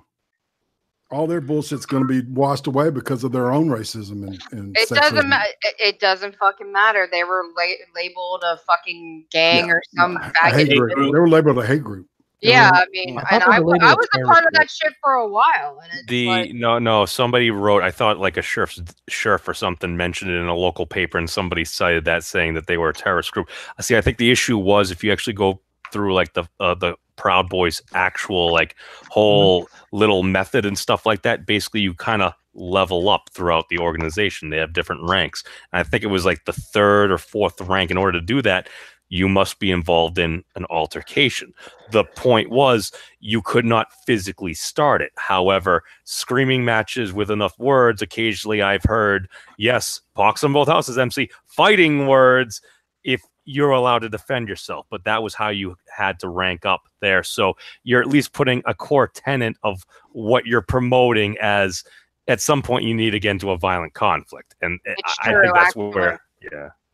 What memes actually said is true, really. For real. I mean, I had a chance to join them back in the was it last year, and I heard the oath that I they were was taking, with them for a while, about 2 years, and I just remember hearing the oath, and I'm like, well, I don't feel like swearing an oath like that, so I didn't join. And then as they were giving their folks rabbit punches while they're naming their cereals, a couple walked out, and I'm like, we're in front of a fancy Italian restaurant in Concord, Massachusetts. I'm like, guys, you kind of seem to be causing this scene. They're probably going to call the cops. I told 2 people there. I left, and then I found out the cops got called. I mean, nobody got charged with anything, but it's like, Well, it's unfortunate because the girl group or whatever, they're not supposed to fight. And I'm like, but bitch, that's why I'm here. So fight amongst yourselves. Well, they wanted like all this girly ass fucking bullshit, and I'm like, nah, that's not my bag, dude. I want to be out there with them fighting, Yeah, but Wolfshot, I'm going to make an incredibly misogynistic statement right now. Go for it. It makes me back when I would go down to concerts and get into the mosh pit, it was so fun because you're just kind of like barreling around, running into the dudes. Anytime a gal jumped in the pit, all of a sudden it's just like, I hated that. I honestly hate that. It's like, just treat me like everybody else. I want to mosh. Let's fucking mosh. Hit me in the fucking face. Let's do it. Never gonna happen. I don't think that's patriarchy. I think that's some sort No, not hitting a woman. That's the thing. It's like, yeah, patriarchy, can it be malevolent? Absolutely. Can also be benevolent. Yeah, I don't know. I was kind of brought I don't up think that you that's should avoid hitting patriarchy. girls. That's not patriarchy. That's some Bronze Age ideal of women that women are sensitive and should be put up on a pedestal, which is bullshit. Well, it's always been like chivalry. That. Chivalry. That's not even chivalry. No, this is like day fucking 1 human civilization shit. But you can't tell me that not hitting a woman just because you're in a mosh pit is, letting women off. Women for the human race. You don't realize there's a genetic imperative there that comes into play. Oh, nigga, I could beat your ass. Yeah. Yeah. Yeah, but some blokes don't feel fucking, all that good and hitting something that's fucking weaker than you, kind of thing. It's like being cruel to dumb animals. Come on over and hit me, and let's see how far you get. I'll say for the record, I don't care who you are. If you start trying to hit me, I'm going to hit back just as hard. No, but it comes Oh, down yeah. to, I mean, shit. guys, especially in my age, you don't hit women. All right. I mean, that's what you're taught. I'm sorry, if a woman comes at you full force hitting you, you have every right to hit her back. Oh yeah, you'll probably still go to jail for a decent amount of time because of how the courts are set up. But Well, I mean, actually, that's at the police officer's discretion. I'm gonna say that again for the 80th time. 90% of police work is their discretion. Yeah, well, I'm talking about after you go. Yeah. There's a protracted response. I mean, there was one night there was this fucking real psycho bitch that, like, you know, me and this other bloke, he was pretty young and she was trying to fucking get him into bed and he was gay and he didn't want to bar her, but he was literally fucking crying to me, get me out of here. And as we got in the car, I put the key in the ignition, started the engine, and I took a breath like in the movies and it was like, and then two hands came in the window around my fucking throat. Well, my response was I grabbed her by the scruff of the neck, pulled her in, said, fuck off, and then threw her away. Now, I could have smashed her face in, like, the other side of her fucking head and dropped her like a sack of shit. But no, I felt, right, get her away from the car and we're getting out of here. Yeah. Like, but then that's me. I'm 120 kilos. I don't know my own strength and I could probably kill someone with one punch, but fucking, I don't want to find that out. I don't know, man. I've been in. She sounds like fucking Carrie Fisher in the Blues Brothers, right? She'll show up with a fucking bazooka. Shit. Well, I did call her a fruitcake. That was her fucking nickname. Well, I've been in more fights with men than I have with women, and they were never afraid to hit me. So I was all about it. Why not? Well, hold on a second, Matt. Did you just say bazooka? Are you referring to that iconic photograph of President Reagan riding along his Velociraptor with a bazooka strapped on his back? Goddamn right. That is the most American picture I've ever seen, dude. I thought it was Lincoln. No, Lincoln's on a bear.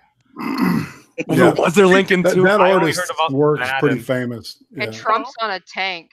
Fucking Clinton. I love the Clinton one too. That's funny. With Monica Lewinsky. Yeah, holding it around his leg, at the base of his leg and shit, while he's got a machine gun.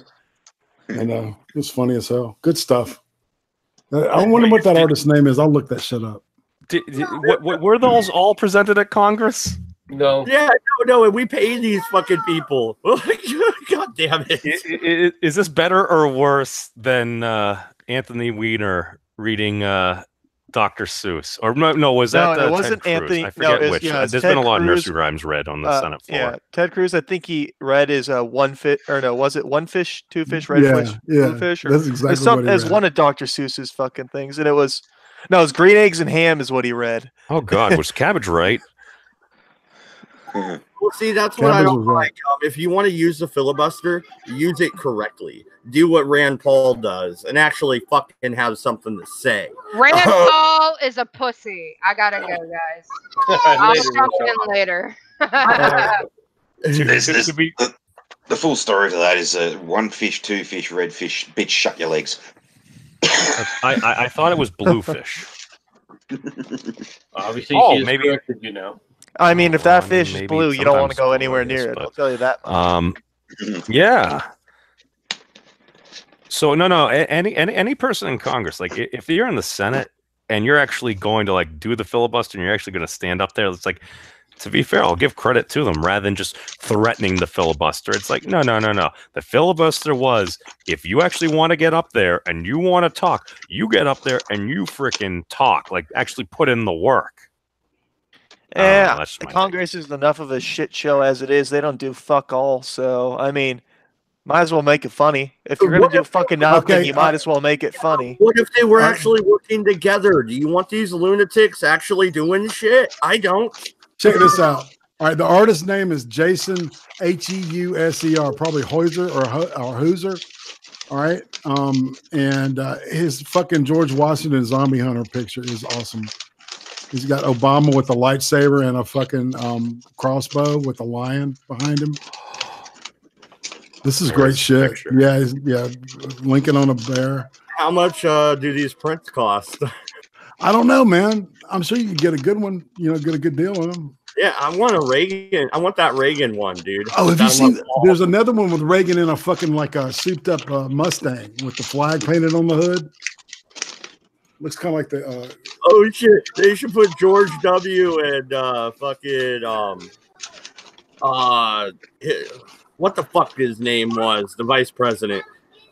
Put them inside the fucking Duke boys car. You know, put them in That'd be funny as shit, wouldn't it? Hold on a second, Farty. Do you have Jaffa cakes? Jaffa cakes. They're from the UK. They're a version Jaffa of cake with a cake. chocolate thing and some jelly inside. It's Jaffa cake, mate. It's Jaffa. Oh, well, Jaffa. Yeah. Yes, we can get A chocolate. Yeah. Yeah, Chocolate well, and jelly, I don't think should mix. You said yeffecate like defecate?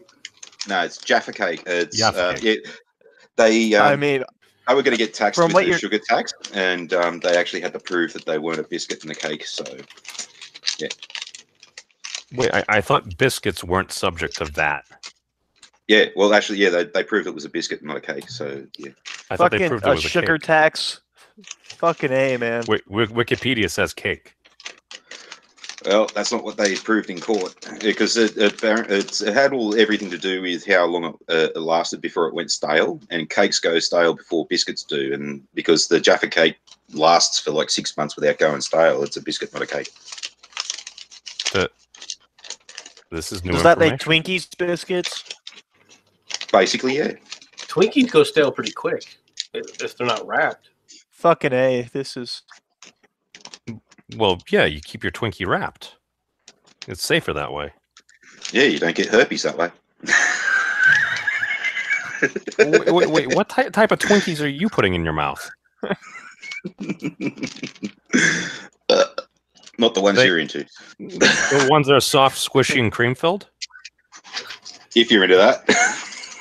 Well, yeah. No, but which is worse at this point, MC? Our system of government or the UK's?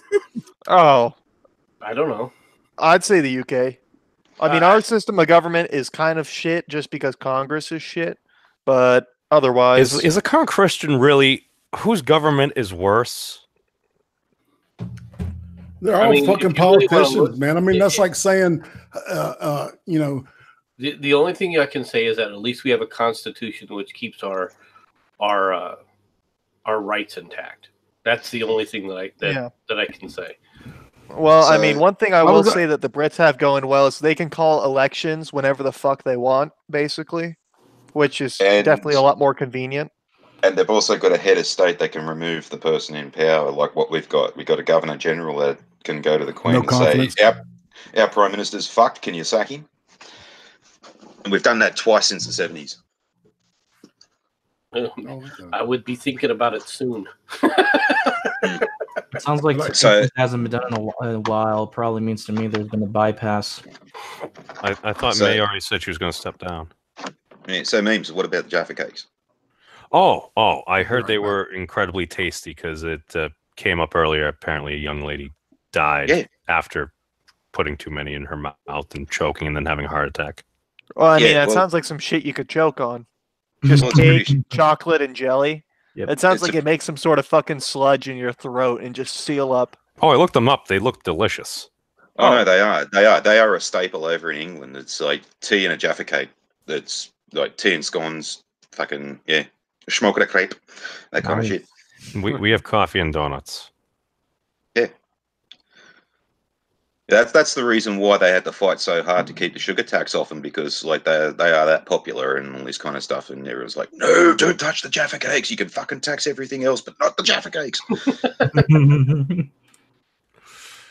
I actually think we have. Why does it these seem here. to me that people fought more hard against having a cake be taxed than, I don't know, certain referendums or like negotiations or like I don't know. I'm not over there. I didn't witness it. I know what I heard. It's the luxury thing. You start taking people's luxuries and stuff like that, then they'll start having a fucking cry.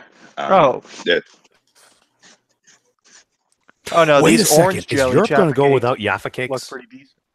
Would you stop fucking mispronouncing it? It's Jaffa cake, for fuck's Yeah, sake. The J is not. What? Wait, Fucking hell. no, you know what? No, the Australians are not allowed to tell other people how to pronunciate. Freedom like of their speech words. allows me to fucking They're say fun. shit wrong, okay? I took 4 years of Spanish. Leave me alone. Yeah, and they don't come from fucking Spain. You guys can't post memes anymore. What? No, there's a loophole. There's no more memes. I saw something great where it's like, if the UK goes through Brexit, Wait, are 'cause we of going to Sweden? attach memes to balloons and send them over to France? I am sorry, that was a misclick. Someone painted the yes button with a pink, pretty color. I was pressed. Well, I haven't fully disintegrated yet, so they obviously don't fully have all the infinity gems. Could you imagine having to use the freaking Tor network to fucking get memes? Like, that's fucking sad. Yeah, it sounds like to me that's going back to the old days of the internet type of shit to me. That's when you just start things doing tend to come shit full circle. because you don't give a flying fuck. I mean, the thing is, everyone goes on about like internet authoritarianism. Like, nah, the deep web's always going to be a thing. You just have to learn to bypass. It's called being intelligent. Well, that's what I heard some people say. It's like, well, let's get them off. Let's send them back to the dark web. It's like, wait, hold on. I may not be an astrophysicist or anything like that, but I did watch Yu-Gi-Oh! And just people don't really appreciate being banished to the shadow realm. No, they don't. Just usually doesn't go well in the long run. Also, misconception. Not the dark web. The dark web's the illegal section. Deep web's everything else. Ah, the deep web. I'm sorry. Dark sounds Well, cool. I mean, technically, it would be illegal. Now it would be made illegal, so I guess it all is dark web. For Britain, everything is dark web. Yeah. For EU, everything is dark web. Is this where we cue in? It's the end of the world. As we No, it's know the it. end of the memes as we know it. But the thing is, isn't it sad when the Russian system looks more sensible than the European? Well, I'm starting to think that they're starting to make themselves look worse than China in some respects, and that's a fucking statement itself. No. Well, No, they're actually starting to look better than the Europeans. I had a meme where it had like Sweden, Switzerland, Germany, and another European country. They're defense ministers, and they're all fucking Sheilas. And then next to it, it had Russia's defense minister is this fucking no nonsense looking fucking real asshole looking dude in a uniform with bloody 900 million medals on his fucking chest, and it's sort of like, yeah, that's the difference. Doesn't Russia also have like those special combat trainers that are highly attractive? Those are not combat trainers. She was doing like news or propaganda or study. She had excellent guns, firearms. Yeah, they are trained to be honey traps and also to be assassins. Well, and Israel does that too. Yeah, but the Russians are trained to use their legs to snuff your life out.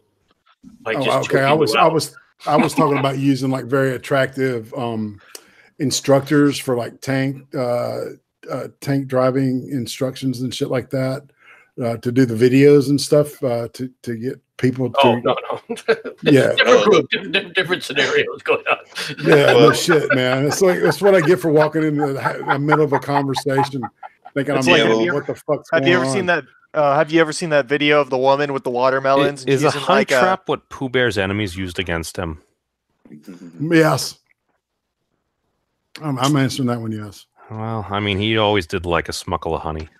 Yeah, well, at least you wouldn't know in that case if you were coming or going. Well, I don't know, Aunt Jack. I mean, the thing is, you would think they would have more lesbians, given that they're the ultimate feminist country of the world.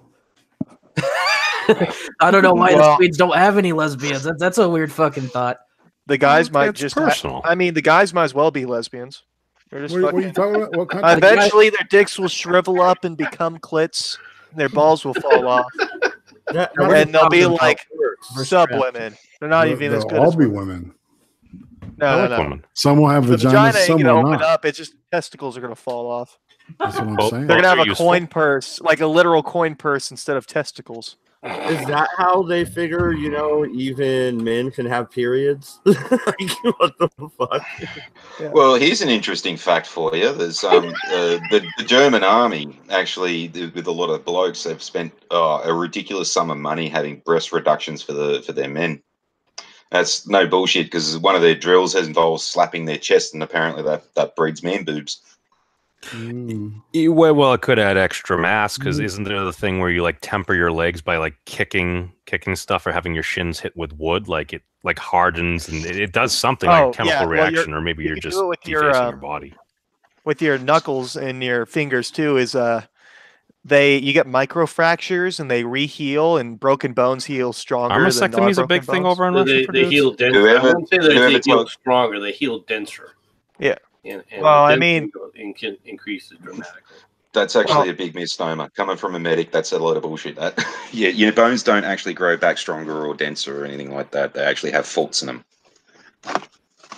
Right, there's science. Scar tissue on the skin is a little tougher, but it's not much more. I think that's where people get that from. That's just scar tissue is stronger than normal skin, but your bones no. Yeah. Well, they did find there's like a dense bone gene and stuff, and like you're going through this because when I was at like the conference with like that dude that worked on the Human Genome Project, they're going through all these things. He's making the pitches like we need to have everyone in the world's DNA sequence, and I'm like, oh, right, this guy's really smart. In reality, it all does have a lot to do with what your mother does when you're being gestated. Like if she keeps up a calcium, doesn't drink alcohol and smoke and all this kind of stuff, you will grow up with fairly dense bones, and it'll decrease the amount of osteoporosis that you'll end up getting in later life. But if your mum's on drugs and all this kind of stuff, you come out all fucked. Well, I mean, you want to take care of any bun you put into the oven. Tell that to most women. Yep. Anyway, who's ever heard of Jim Jeffries? I have. Oh, he's that comedian guy. Yeah, I hadn't until people were making videos about him. yeah. So you've seen Avi Yemeni, or as I like to call him, Alex Jones Goldbergstein, because he prefaces all these videos about, you're getting shut down. Oh, they're going to shut us down soon. Apparently, like what happened a couple of weeks ago, just before the Christchurch incident, Jim Jeffries got this Avi Yemeni bloke in to talk about fucking Islam and all this kind of stuff, and then he edited the video grossly in favor of himself, but he didn't realize that Avi had actually fucking filmed the whole thing on his own iPhone. So Jim Jeffries is a fuckwit. Yeah, and I pulled this cunt up 2 years ago for being a disingenuous little fuck just before this bloody Me Too movement shit.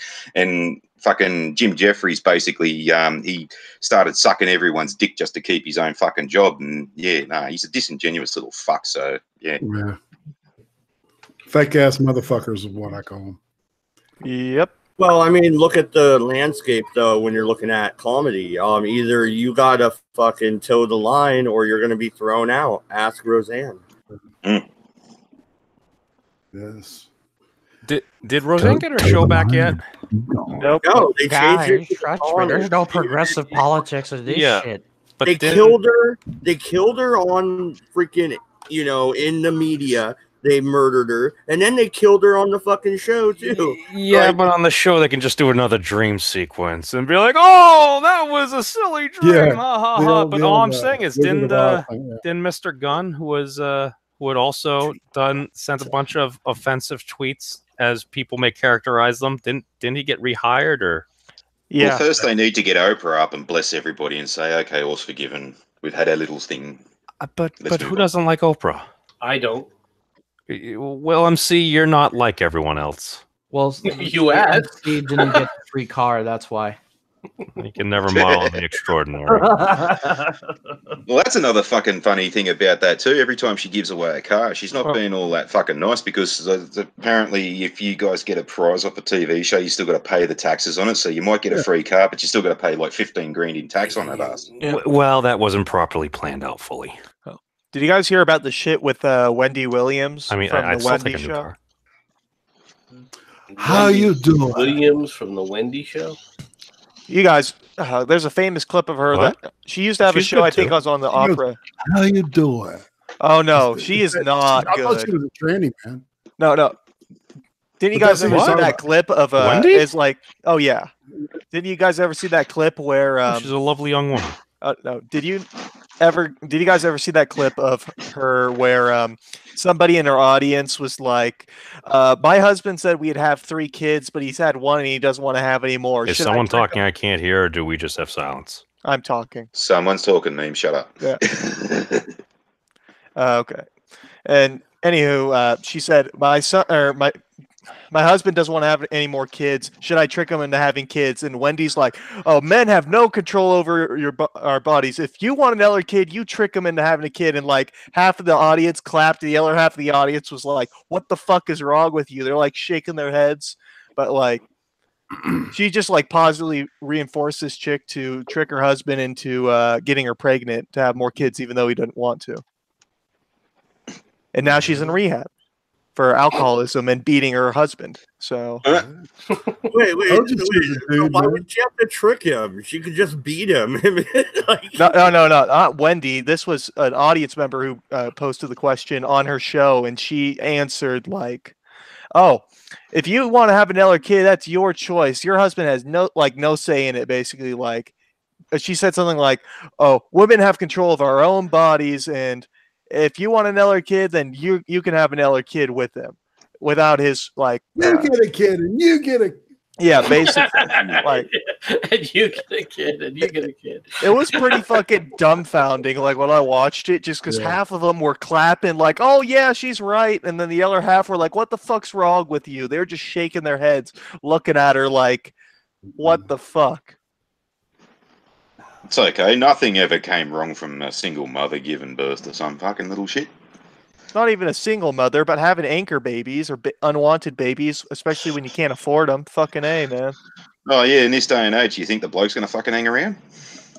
Well, I mean, I would, but I'm also very careful about that shit. So I don't they go, oh, you don't have a choice in the matter. It's like, yeah, I got a choice to fuck off. Yeah. Good luck finding a country without a fucking extradition treaty and getting citizenship there. There's not too many of those left. At least in the U.S. Or at least 4 people in the U.S. They exist. You got to go to places like Russia or some shit. Yeah, go ahead and hang out with Snowden. That'll be sweet, right, MC? Canada will take anyone. Somehow Canada will take if I went to Russia. Yeah, Canada will extradite your ass back. Somehow, I think if I went to Russia, they would not let me see Snowden.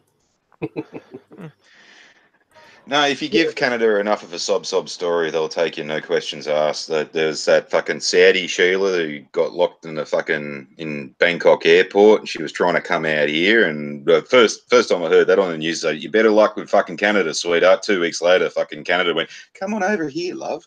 But yeah, Canada also took the only ever political refugee from Australia, and this was a bloke who was working with the police and all this kind of stuff, and he was undercover getting information for him, and the fucking coppers burned him, so he literally can't come back here without his life being in peril. And the Canadians just went, yeah, sure, we'll take you.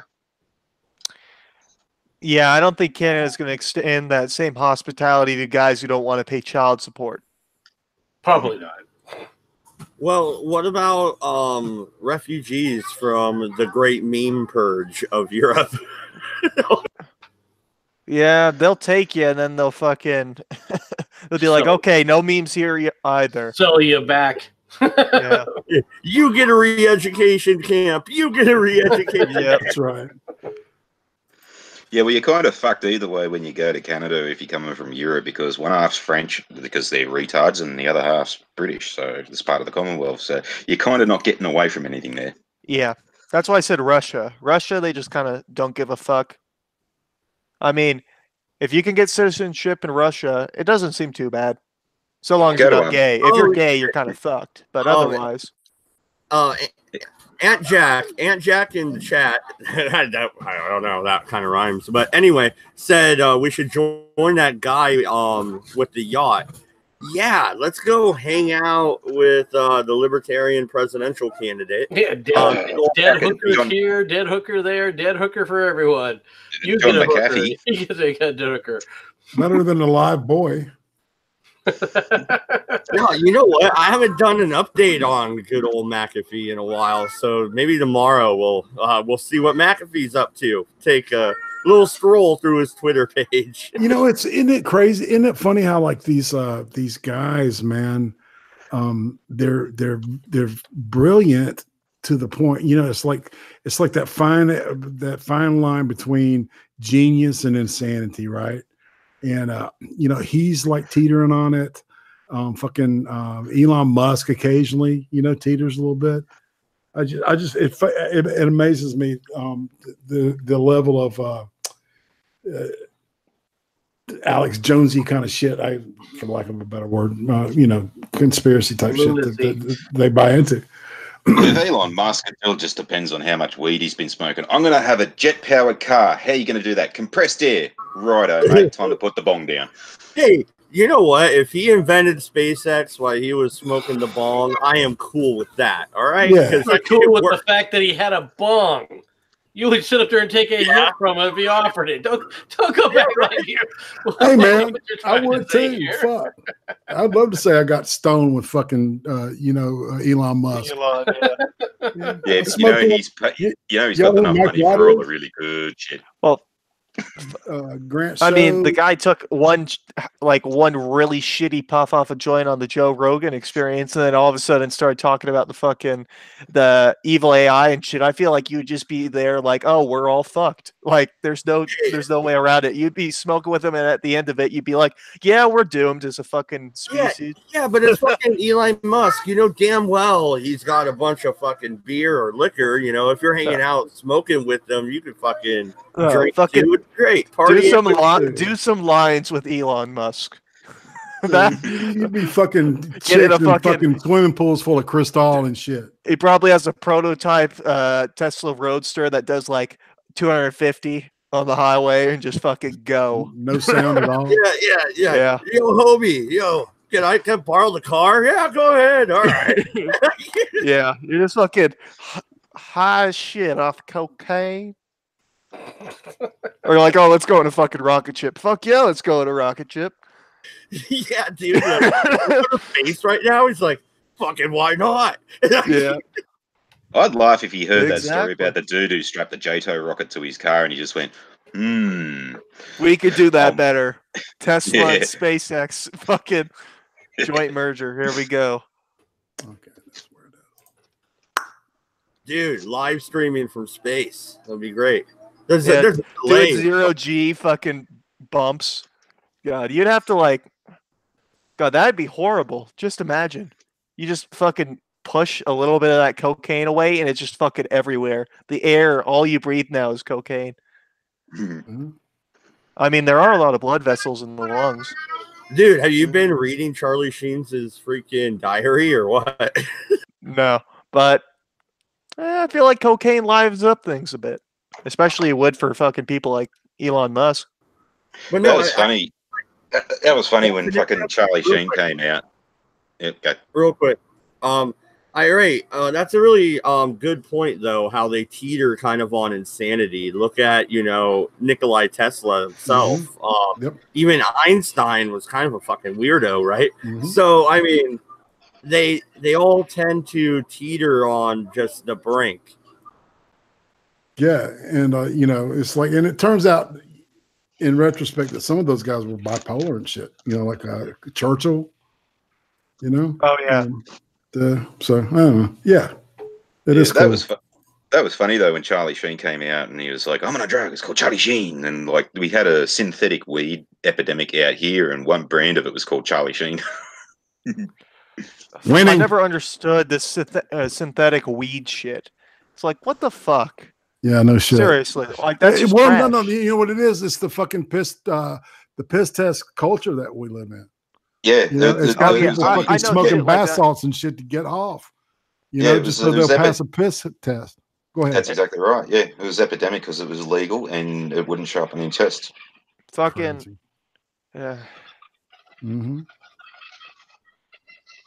Yeah, but they sell drinks where it'll flush your system and you can pass the test. They sell fucking that's synthetic bullshit. urine where you could pass the test. Weed is fat soluble. No amount of water in the world that you drink would wash it out. You have to burn the fat to get it out of your system completely. Yeah, the drug tests we have out here that they give you when you're driving, they can detect it up to 3 days. Mm. Do they do the hair test there, man? The which what? Sorry. There's a test where they take a strand of your hair, and they go by layer, and depending on how long your hair is, they can tell. They can do that. They can do that. With a shaved head. That's why I shaved mine, man. They actually did that. I was thinking the same thing. Yeah, they actually did that to Napoleon Bonaparte's corpse, and they could actually determine that the British were slowly poisoning him with cyanide over a great deal of time. And they could tell, stream like that's probably arsenic, not cyanide. Oh, arsenic, yeah. Well, they could tell, millimeter by millimeter, like day by day, pretty much how much he was getting dosed. Yeah, because it would show up in the hair big time, like it does in your nails. You'll get these like little ridges, these little rings in your nails. With arsenic poisoning. Yeah. So we're talking about strange facts with fingernails now. Strange facts with fingernails. I got one. If you eat a lot of titanium rather than calcium, your fingernails will turn silver. Nifty. Oh, that sounds cool. But what are the other fucking negative? It causes all sorts of problems with the bones and everything because it replaces calcium, basically. Oh, another strange fact about fingernails too. If a Sheila's got a one long fingernail and a pointy finger, that's a clit rubbing finger. Yep, it's usually broke off. Yep. Yeah. And Carrie Fisher during Star Wars, when the original ones, she had one long fingernail and a pointy finger, and that was her coke sniffing finger. Yeah. I mean, it makes sense. It does, doesn't it? The problem with cocaine is it's very hard to keep up a cocaine habit. At least if you're getting good cocaine. Too expensive? Oh, yeah. It's very expensive. Yeah. It's like, there's take a few bumps. Oh, there's $100.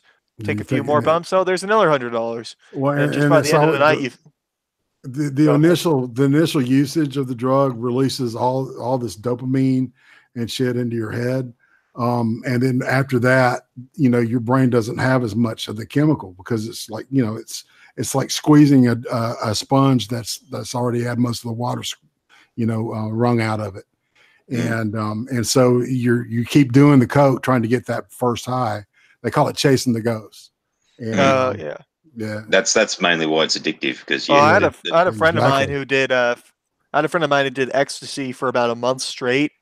Oh, that's some shit. That shit'll fry your brain, dude. Oh yeah.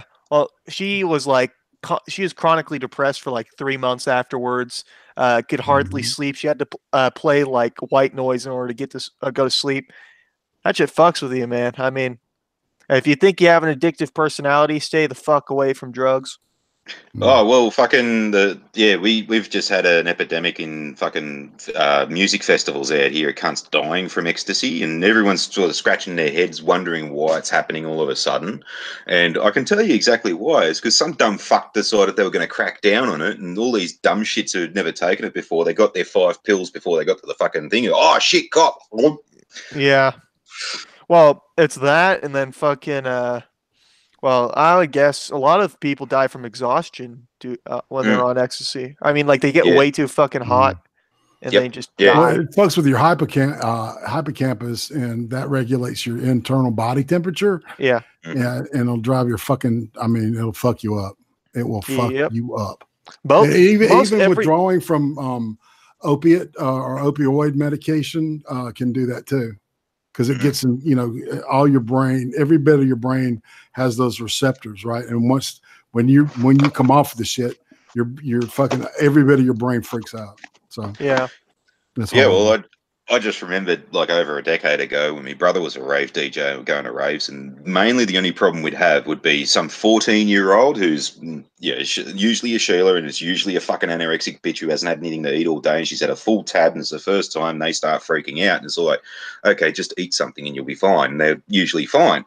And now all of a sudden we had 7 cunts die in the 3 months of summer. And they're like, oh, how did this happen? It's like, well, stop freaking out the fucking druggos, you dumb shits. Yep.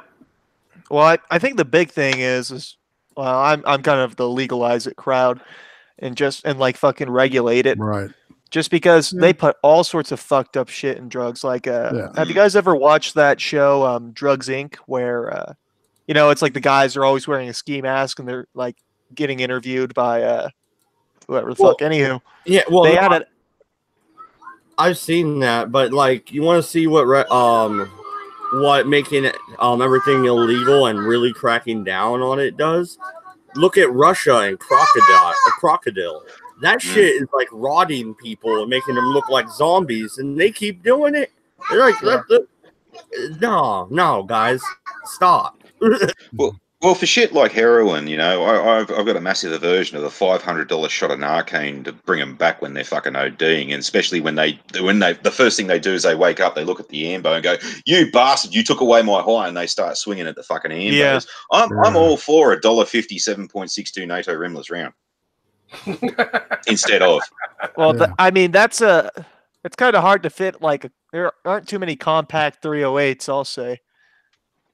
Like a 9 mil, 45. A1A1 doesn't take up much room. Get a bolt gun, like a fucking cow. Just have a compressor line hooked up to the ambulance and just pop.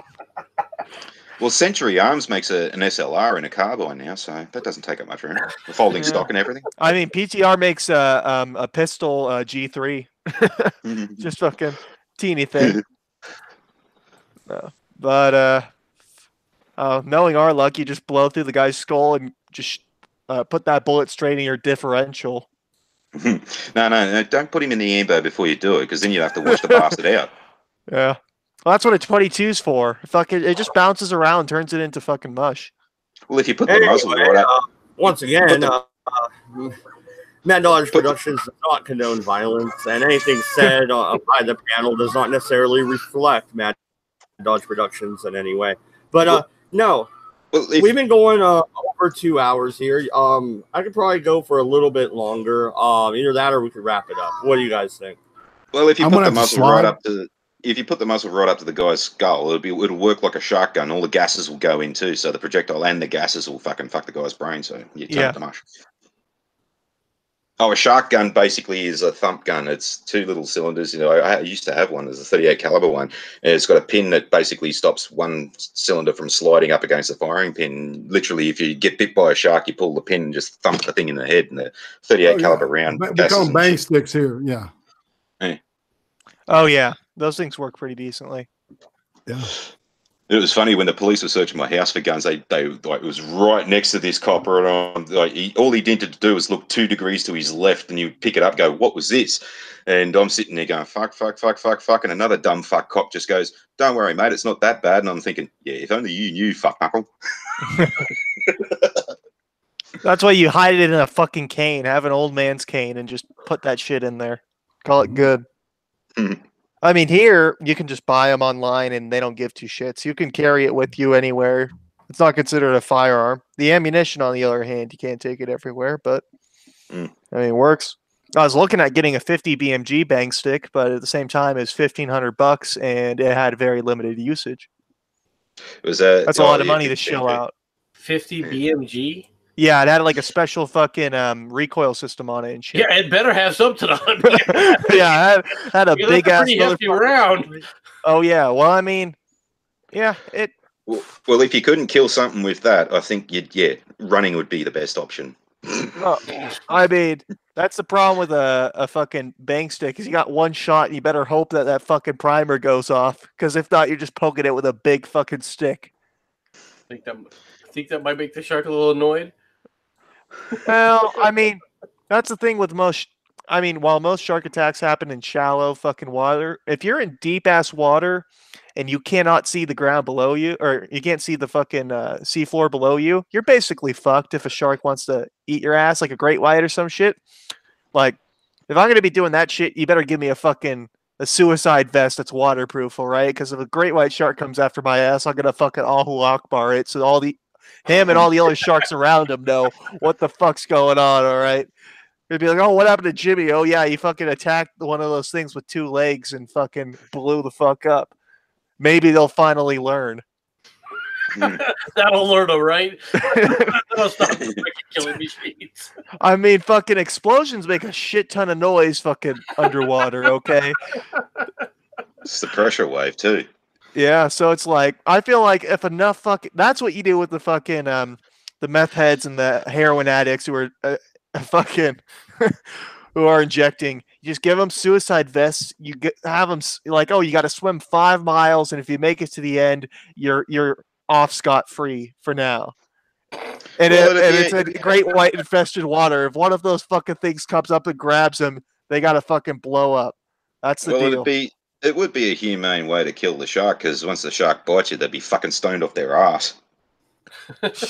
Well, for that millisecond before their fucking head explodes. They won't feel it. Yeah, Either their way. teeth exit through their asshole. So basically the meth bear concept, right? You go out there and you get all the stoners and drop them off into the wilderness, right about springtime when the bears are looking for food. I mean, you guys have heard the story of Cocaine Bear, correct? I haven't heard this story, but it should be interesting. Okay, so basically this guy, he was the son of a big fucking...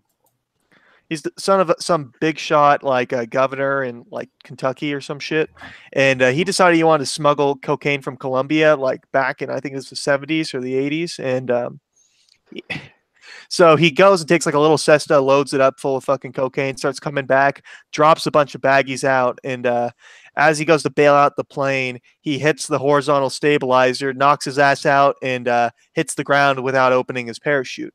Well, a black bear managed to find one of these bags and ate about 76 pounds of cocaine before it died. And it 76 pounds. Well, the funny part was though it kept hiding from the helicopters that weren't there. Well, but fucking yeah, it ate 76 pounds, and like the guy, it wasn't a coroner, but whoever did the fucking examination of this thing is like, name something to die from. This thing died from. It had like heart failure, renal failure, fucking everything died on this thing. But best thing I saw with that was somebody replied, there's probably about a 5-minute window before he died where he's officially the most dangerous apex predator on any continent. Yeah. 76 pounds of cocaine worth about 15 million at the time. This was 1985. Yeah, now I know where Shirty, the slightly aggressive bear, came from. Yeah. His body got stuffed, and it's in a museum now, but it's fucking... Well, yeah, all I can think of is Yogi Bear hiding from fucking helicopters. Yo, boo-boo, it's time to go. Boo-boo. Hey, boo-boo, take another bump. Just imagine you're a hiker in the fucking 80s and you're walking in the woods and you see just a bear that has coke all around its snout, fucking eyes darting every which way, and it just looks at you. You're like, oh, I'm fucked. Like, you better hope you can run long enough to keep me going. Let's see, can I outrun this guy? Yeah. Because now fucking, you take your lunchbox, you hit your girlfriend over the head with it, and you fucking run. That's fun. You only have to run faster than the other person. That's a lot easier if they got knocked unconscious.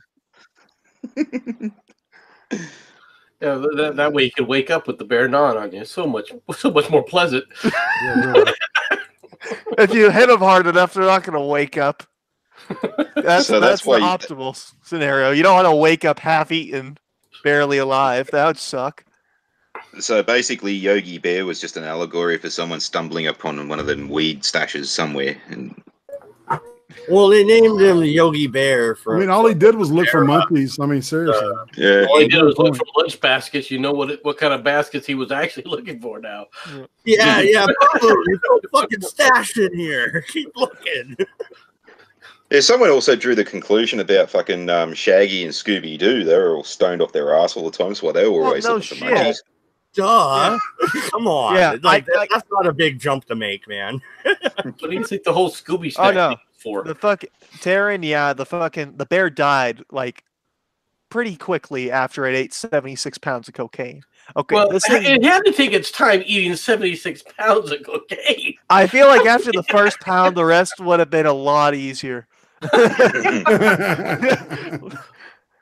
Like if you're just imagine you're an animal, and you're eating fucking berries and raw fish all the fucking time, and then you come or you find this fucking white powdery shit, and you discover it's fucking the amazing drug known as cocaine, dude. That's the fucking highlight of your life. Okay, if you're an animal and you discover cocaine, are you shitting me?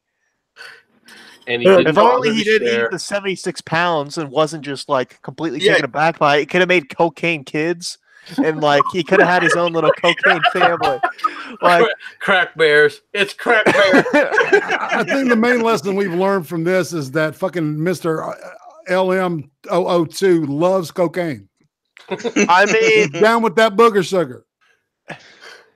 Cocaine, I believe, is a very amazing drug. Would I have it? No, because I can't afford to keep up a cocaine habit. That being said, cocaine and coca leaves are definitely of much use. Cocaine's a hell of a drug. Joshua in the chat says someone needs to make a monument to Cocaine Bear. He is stuffed. He is stuffed, and he has a Cocaine Bear hat in a museum. I think he was stuffed. So you can go visit Cocaine Bear. Yeah. They should have preserved the cocaine in his stomach, just like seal it in a glass box. Be like, yeah, it's actually 76 pounds of cocaine. Fucking A. That's awesome. But I think we're going to end on Cocaine Bear because I can't think of a better ending. So thank you, everybody, for coming out. I'll be back tomorrow, 3 o'clock on the West Coast, as always. And, yup, I better go. Later. Boobies.